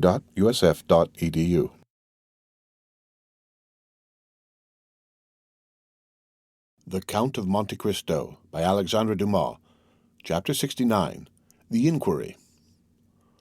Monsieur de Villefort kept the promise he had made to Madame Danglars to endeavor to find out how the Count of Monte Cristo had discovered the history of the house at Auteuil. He wrote the same day for the required information to Monsieur de Beauville, who, from having been an inspector of prisons, was promoted to a high office in the police, and the latter begged for 2 days' time to ascertain exactly who would be most likely to give him full particulars. At the end of the second day, Monsieur de Villefort received the following note.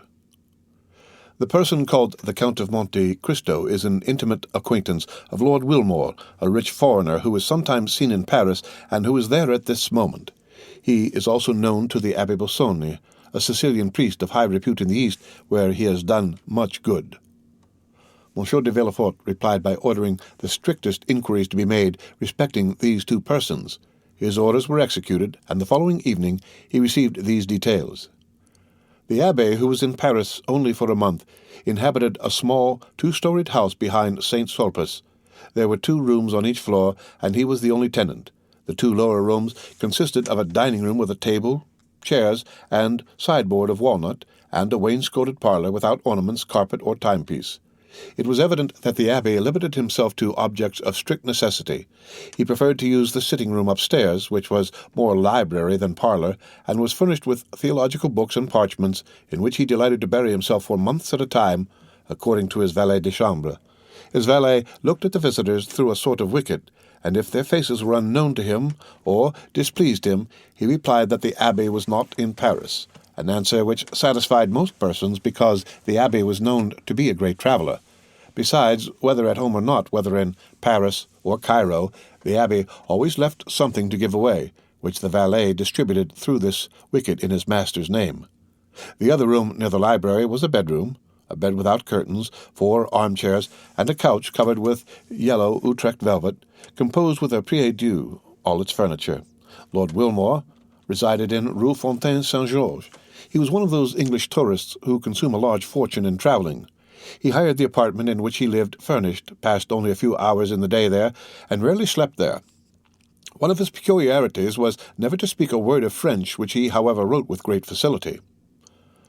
The day after this important information had been given to the king's attorney, a man alighted from a carriage at the corner of the Rue Férou, and, rapping at an olive-green door, asked if the Abbé Busoni were within. "No, he went out early this morning," replied the valet. "I might not always be content with that answer," replied the visitor, "for I come from one to whom everyone must be at home. But have the kindness to give the Abbé Busoni—" "I told you he was not at home," repeated the valet. "Then on his return give him that card and this sealed paper. Will he be at home at 8 o'clock this evening?" "Doubtless, unless he is at work, which is the same as if he were out." "I will come again at that time," replied the visitor, who then retired. At the appointed hour, the same man returned in the same carriage, which, instead of stopping this time at the end of the Rue Férou, drove up to the green door. He knocked, and it opened immediately to admit him. From the signs of respect the valet paid him, he saw that his note had produced a good effect. "Is the abbé at home?" asked he. "Yes, he is at work in his library, but he expects you, sir," replied the valet. The stranger ascended a rough staircase, and before a table, illumined by a lamp whose light was concentrated by a large shade, while the rest of the apartment was in partial darkness, he perceived the abbé in a monk's dress with a cowl on his head, such as was used by learned men of the Middle Ages. "Have I the honor of addressing the Abbé Busoni?" asked the visitor. "Yes, sir," replied the abbé. "And you are the person whom Monsieur de Beauville, formerly an inspector of prisons, sends to me from the prefect of police?" "Exactly, sir." "One of the agents appointed to secure the safety of Paris?" "Yes, sir," replied the stranger with a slight hesitation and blushing. The abbé replaced the large spectacles which covered not only his eyes but his temples, and sitting down motioned to his visitor to do the same. "I am at your service, sir," said the abbé with a marked Italian accent. "The mission with which I am charged, sir," replied the visitor, speaking with hesitation, "is a confidential one on the part of him who fulfills it, and him by whom he is employed." The abbé bowed. "Your probity," replied the stranger, "is so well known to the prefect that he wishes as a magistrate to ascertain from you some particulars connected with the public safety, to ascertain which I am deputed to see you. It is hoped that no ties of friendship or humane consideration will induce you to conceal the truth." "Provided, sir, the particulars you wish for do not interfere with my scruples or my conscience. I am a priest, sir, and the secrets of confession, for instance, must remain between me and God, and not between me and human justice." "Do not alarm yourself, monsieur. We will duly respect your conscience." At this moment the abbé pressed down his side of the shade, and so raised it on the other, throwing a bright light on the stranger's face, while his own remained obscured. "Excuse me, abbé," said the envoy of the prefect of the police, "but the light tries my eyes very much." The abbé lowered the shade. "Now, sir, I am listening. Go on." "I will come at once to the point. Do you know the Count of Monte Cristo?" "You mean Monsieur Zacone, I presume." "Zacone? Is not his name Monte Cristo?" "Monte Cristo is the name of an estate, or rather of a rock, and not a family name." "Well, be it so. Let us not dispute about words, and since Monsieur de Monte Cristo and Monsieur Zacone are the same—" "Absolutely the same. Let us speak of Monsieur Zacone." "Agreed." "I asked you if you knew him." "Extremely well." "Who is he?" "The son of a rich shipbuilder in Malta." "I know that is the report, but as you are aware, the police does not count itself with vague reports." "However," replied the abbé with an affable smile, "when that report is in accordance with the truth, everybody must believe it, the police as well as all the rest." "Are you sure of what you assert?" "What do you mean by that question?" "Understand, sir, I do not in the least suspect your veracity. I ask if you are certain of it." "I knew his father, Monsieur Zacone." "Ah, indeed? And when a child, I often played with the son in the timber yards." "But whence does he derive the title of Count?" "You are aware that that may be bought?" "In Italy?" "Everywhere." "And his immense riches, whence does he procure them?" "They may not be so very great." "How much do you suppose he possesses?" "From 150 to 200,000 livres per annum." "That is reasonable," said the visitor. "I had heard he had 3 or 4 millions. 200,000 per annum would make 4 millions of capital. But I was told he had 4 millions per annum. That is not probable." "Do you know the island of Monte Cristo?" "Certainly. Everyone who has come from Palermo, Naples, or Rome to France by sea must know it, since he has passed close to it and must have seen it." "I am told it is a delightful place." "It is a rock." "And why has the Count bought a rock?" "For the sake of being a Count. In Italy one must have territorial possessions to be a Count." "You have doubtless heard the adventures of Monsieur Zacone's youth?" "The father's?" "No, the son's." "I know nothing certain. At that period of his life I lost sight of my young comrade." "Was he in the wars?" "I think he entered the service." "In what branch?" "In the navy." "Are you not his confessor?" "No, sir. I believe he is a Lutheran." "A Lutheran?" "I say I believe such is the case. I do not affirm it. Besides, liberty of conscience is established in France." "Doubtless, and we are not now inquiring into his creed, but his actions. In the name of the prefect of police, I ask you what you know of him." "He passes for a very charitable man. Our Holy Father the Pope has made him a Knight of Jesus Christ for the services he rendered to the Christians in the East. He has 5 or 6 rings as testimonials from Eastern monarchs of his services." "Does he wear them?" "No, but he is proud of them. He is better pleased with rewards given to the benefactors of man than to his destroyers." "He is a Quaker, then?" "Exactly. He is a Quaker, with the exception of the peculiar dress." "Has he any friends?" "Yes. Everyone who knows him is his friend. But has he any enemies? One only. What is his name? Lord Wilmore. Where is he? He is in Paris just now. Can he give me any particulars? Important ones. He was in India with Zaccone. Do you know his abode? It's somewhere in the Chaussée d'Antin, but I know neither the street nor the number. Are you at variance with the Englishman? I love Zaccone, and he hates him. We are consequently not friends. Do you think the Count of Monte Cristo had ever been in France before he made this visit to Paris? To that question I can answer positively. No, sir. He had not, because he applied to me 6 months ago for the particulars he required, and, as I did not know when I might again come to Paris, I recommended Monsieur Cavalcanti to him. Andrea? No, Bartolomeo, his father. Now, sir, I have but one question more to ask, and I charge you, in the name of honor, of humanity, and of religion, to answer me candidly. What is it, sir? Do you know with what design Monsieur de Monte Cristo purchased a house at Auteuil? Certainly, for he told me. What is it, sir? To make a lunatic asylum of it, similar to that founded by the Count of Pisani at Palermo. Do you know about that institution? I have heard of it. It is a magnificent charity. Having said this, the abbé bowed to imply he wished to pursue his studies. The visitor either understood the abbé's meaning, or he had no more questions to ask. He arose, and the abbé accompanied him to the door. You are a great almsgiver, said the visitor, and although you are said to be rich, I will venture to offer you something for your poor people. Will you accept my offering? I thank you, sir. I am only jealous in one thing, and that is that the relief I give should be entirely from my own resources. However, my resolution, sir, is unchangeable, but you have only to search for yourself, and you will find, alas, but too many objects upon whom to exercise your benevolence. The abbé once more bowed as he opened the door. The stranger bowed and took his leave, and the carriage conveyed him straight to the house of Monsieur de Villefort.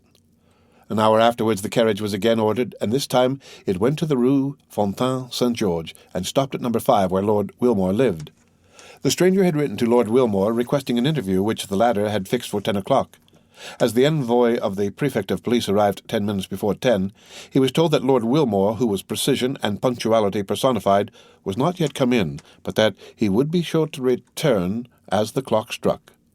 The visitor was introduced into the drawing-room, which was like all other furnished drawing-rooms, a mantelpiece with 2 modern Sèvres vases, a timepiece representing Cupid with his bent bow, a mirror with an engraving on each side, one representing Homer carrying his guide, the other Belisarius begging, a greyish paper, red and black tapestry. Such was the appearance of Lord Wilmore's drawing-room.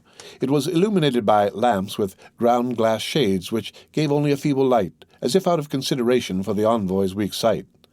After 10 minutes' expectation, the clock struck 10. At the 5th stroke, the door opened, and Lord Wilmore appeared. He was rather above the middle height, with thin reddish whiskers, light complexion, and light hair turning rather grey. He was dressed with all the English peculiarity, namely in a blue coat, with gilt buttons and high collar, in the fashion of 1811, a white kerseymere waistcoat, and nankeen pantaloons 3 inches too short, but which were prevented by straps from slipping up to the knee. His first remark on entering was, "You know, sir, I do not speak French." "I know you do not like to converse in our language," replied the envoy, "but you may use it," replied Lord Wilmore. "I understand it." "And I," replied the visitor, changing his idiom, "know enough of English to keep up the conversation. Do not put yourself to the slightest inconvenience." "Oh?" said Lord Wilmore, with that tone which is only known to natives of Great Britain. The envoy presented his letter of introduction, which the latter read with English coolness, and having finished, "I understand," said he, "perfectly." Then began the questions, which were similar to those which had been addressed to the Abbé Busoni, but as Lord Wilmore, in the character of the Count's enemy, was less restrained in his answers, they were more numerous. He described the youth of Monte Cristo, who, he said, at 10 years of age, entered the service of one of the petty sovereigns of India, who make war on the English. It was there Wilmore had first met him and fought against him, and in that war Zaccone had been taken prisoner, sent to England, and consigned to the hulks, whence he had escaped by swimming. Then began his travels, his duels, his caprices. Then the insurrection in Greece broke out, and he had served in the Grecian ranks. While in that service he had discovered a silver mine in the mountains of Thessaly, but he had been careful to conceal it from everyone. After the Battle of Navarino, when the Greek government was consolidated, he asked of King Auteuil a mining grant for that district, which was given him. Hence that immense fortune which, in Lord Wilmore's opinion, possibly amounted to 1 or 2 millions per annum, a precarious fortune which might be momentarily lost by the failure of the mine. "But," asked the visitor, "do you know why he came to France?" "He is speculating in railways," said Lord Wilmore, "and as he is an expert chemist and physicist, he has invented a new system of telegraphy which he is seeking to bring to perfection." "How much does he spend yearly?" asked the prefect. "Not more than 500,000 or 600,000 francs," said Lord Wilmore. "He is a miser." Hatred evidently inspired the Englishman, who, knowing no other reproach to bring on the Count, accused him of avarice. "Do you know his house at Auteuil?" "Certainly." "What do you know respecting it?" "Do you wish to know why he bought it?" "Yes." "The Count is a speculator who will certainly ruin himself in experiments. He supposes there is in the neighbourhood of the house he has bought a mineral spring equal to those at Bagneres, Lucon, and Cauterets. He is going to turn his house into a bad house, as the Germans term it. He has already dug up all the garden 2 or 3 times to find the famous spring, and being unsuccessful, he will soon purchase all the contiguous houses. Now, as I dislike him and hope his railway, his electric telegraph, or his search for baths will ruin him, I am watching for his discomfiture, which must soon take place." "What was the cause of your quarrel?" "When he was in England, he seduced the wife of one of my friends." "Why do you not seek revenge?"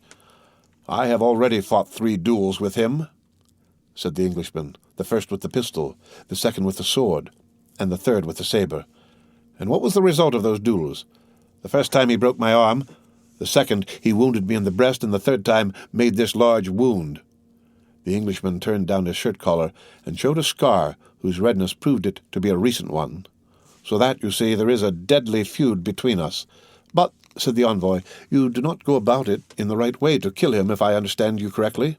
"Ah," said the Englishman, "I practice shooting every day, and every other day Grisier comes to my house." This was all the visitor wished to ascertain, or rather all the Englishman appeared to know. The agent rose, and, having bowed to Lord Wilmore, who returned his salutation with the stiff politeness of the English, he retired. Lord Wilmore, having heard the door close after him, returned to his bedroom, where with one hand he pulled off his light hair, his red whiskers, his false jaw, and his wound, to resume the black hair, dark complexion, and pearly teeth of the Count of Monte Cristo. It was Monsieur de Villefort, and not the prefect, who returned to the house of Monsieur de Villefort. The procureur felt more at ease, although he had learned nothing really satisfactory, and for the first time since the dinner party at Auteuil, he slept soundly. The end of Chapter 69 of The Count of Monte Cristo, read by Rick Kistner for Lit to Go on the web at fcit.usf.edu.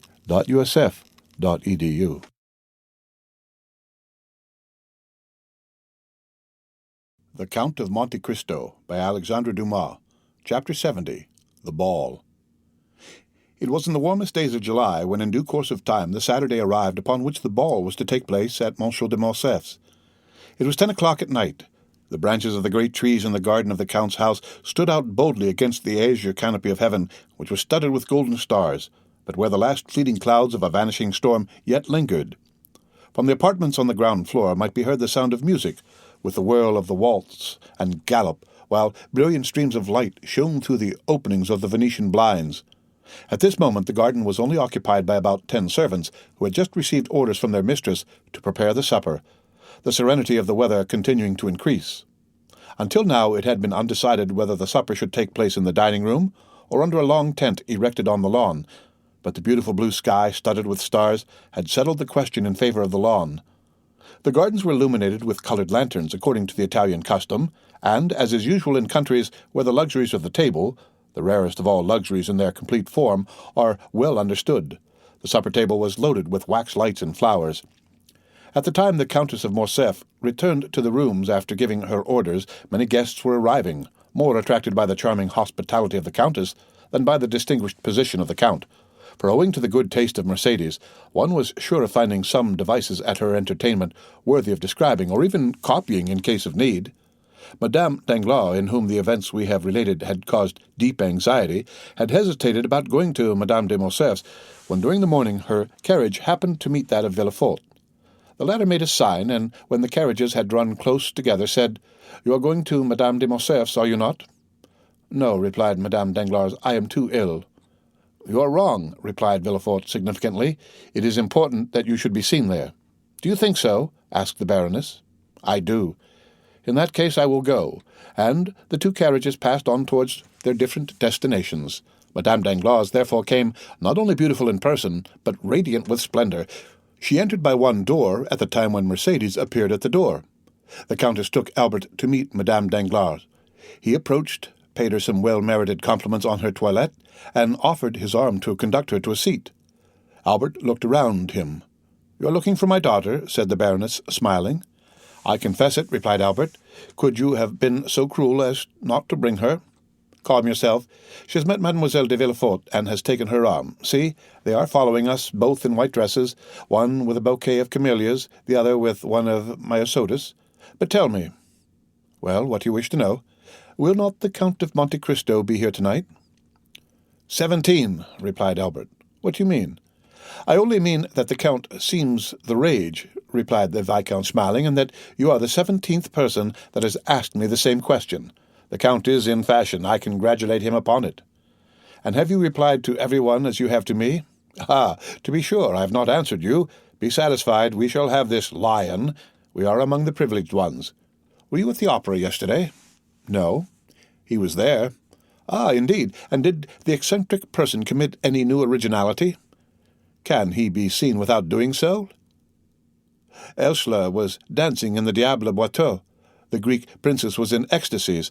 After the chachouka, he placed a magnificent ring on the stem of a bouquet and threw it to the charming danseuse, who in the third act, to do honor to the gift, reappeared with it on her finger.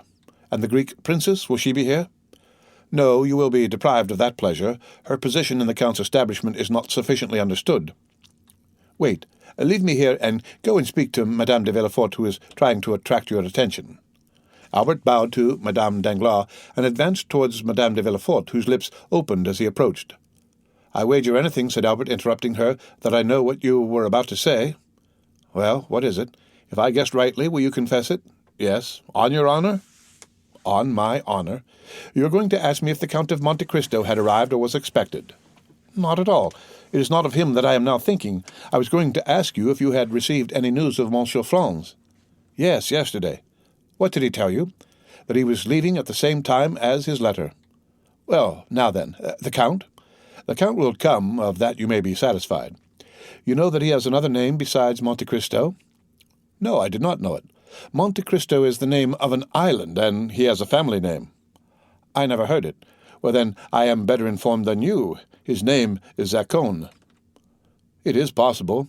He is a Maltese." "That is also possible, the son of a ship-owner." "Really? You should relate all this aloud. You would have the greatest success." "He served in India, discovered a mine in Thessaly, and comes to Paris to establish a mineral water cure at Auteuil." "Well, I'm sure," said Morcerf, "this is indeed news. Am I allowed to repeat it?" "Yes, but cautiously. Tell one thing at a time, and do not say I told you." "Why so?" "Because it is a secret just discovered." "By whom?" "The police." "Then the news originated at the prefect's last night. Paris, you can understand, is astonished at the sight of such unusual splendor, and the police have made inquiries."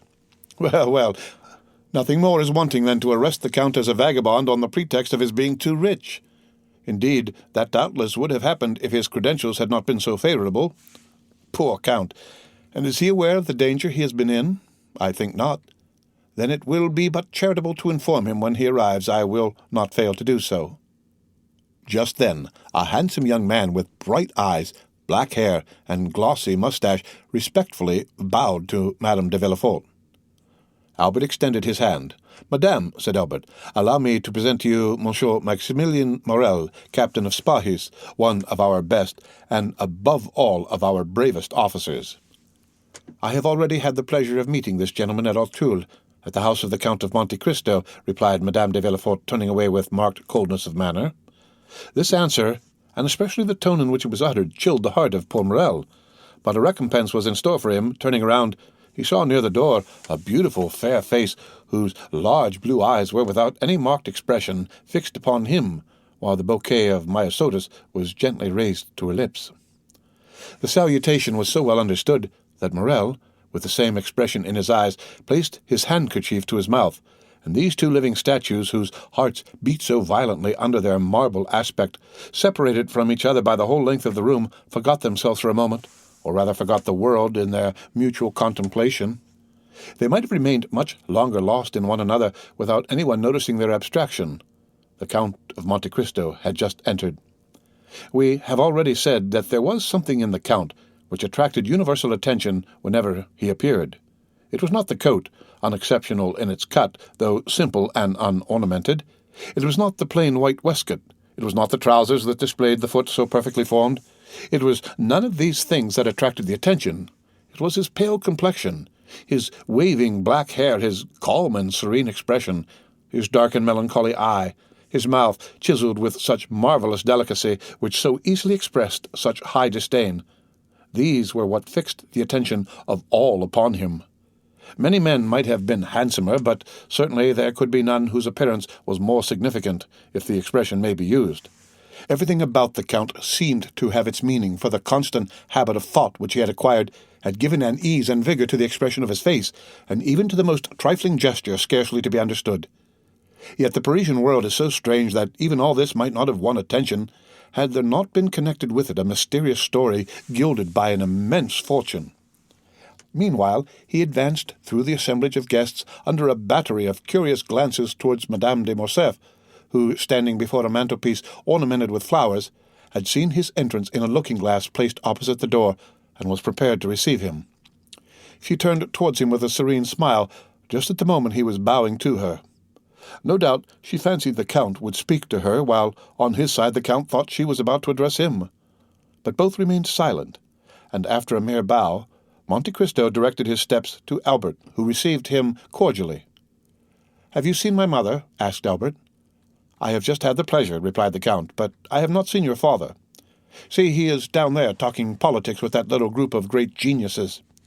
"Indeed," said Monte Cristo, "and so those gentlemen down there are men of great talent? I should not have guessed it.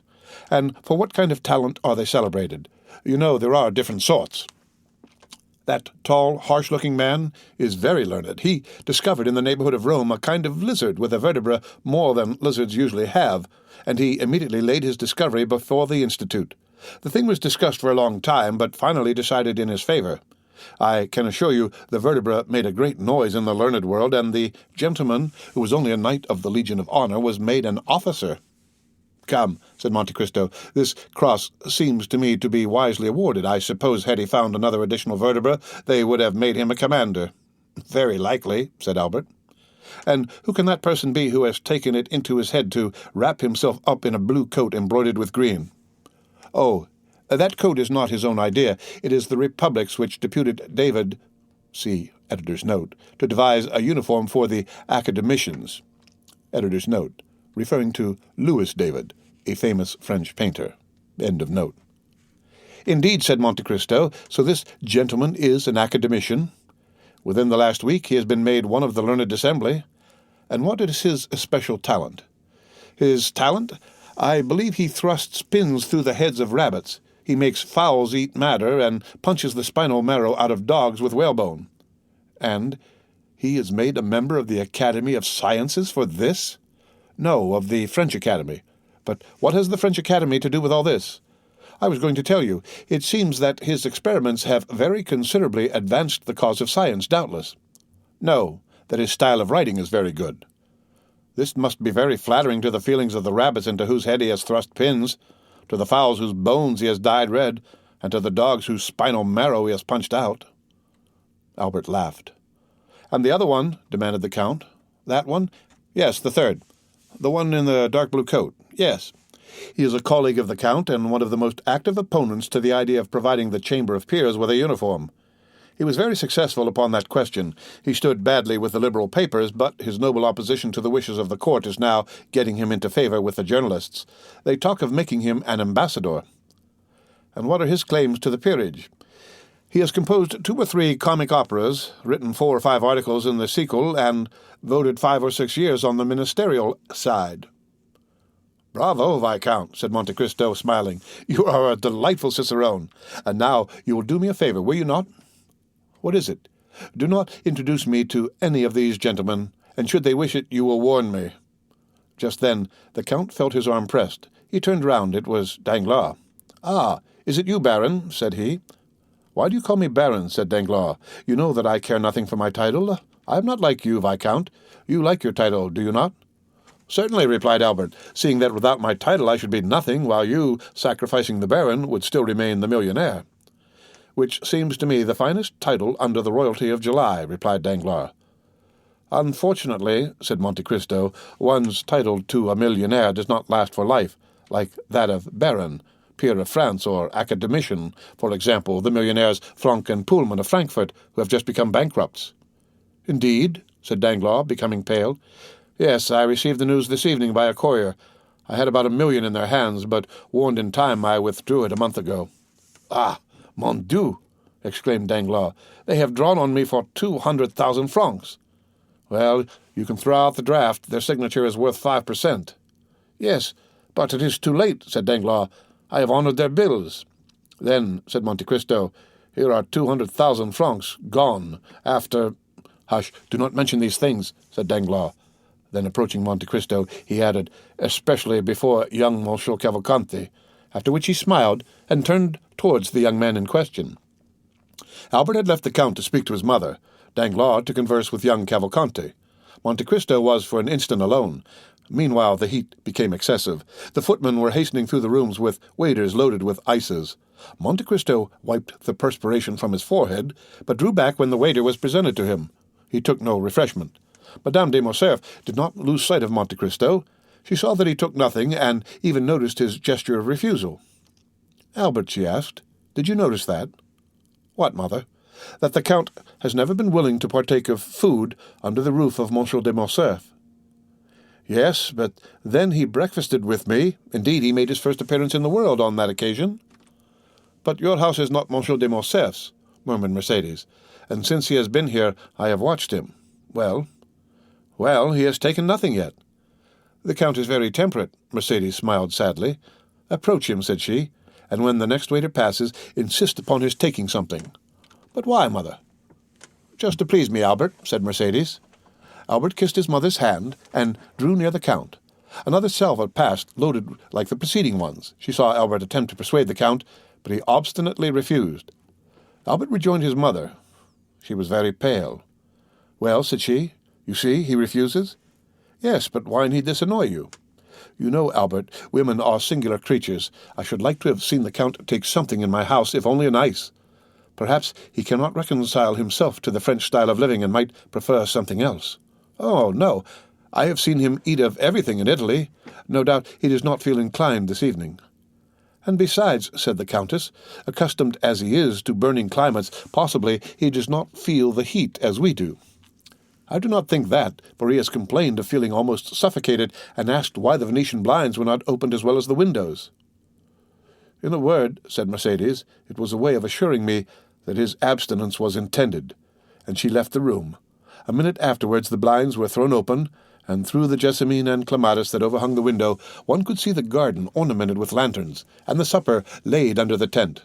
Dancers, players, talkers, all uttered an exclamation of joy. Everyone inhaled with delight the breeze that floated in. At the same time Mercédès reappeared, paler than before, but with that imperturbable expression of countenance which she sometimes wore. She went straight to the group of which her husband formed the centre. "Do not detain these gentlemen here, Count," she said. "They would prefer, I should think, to breathe in the garden rather than suffocate here, since they are not playing."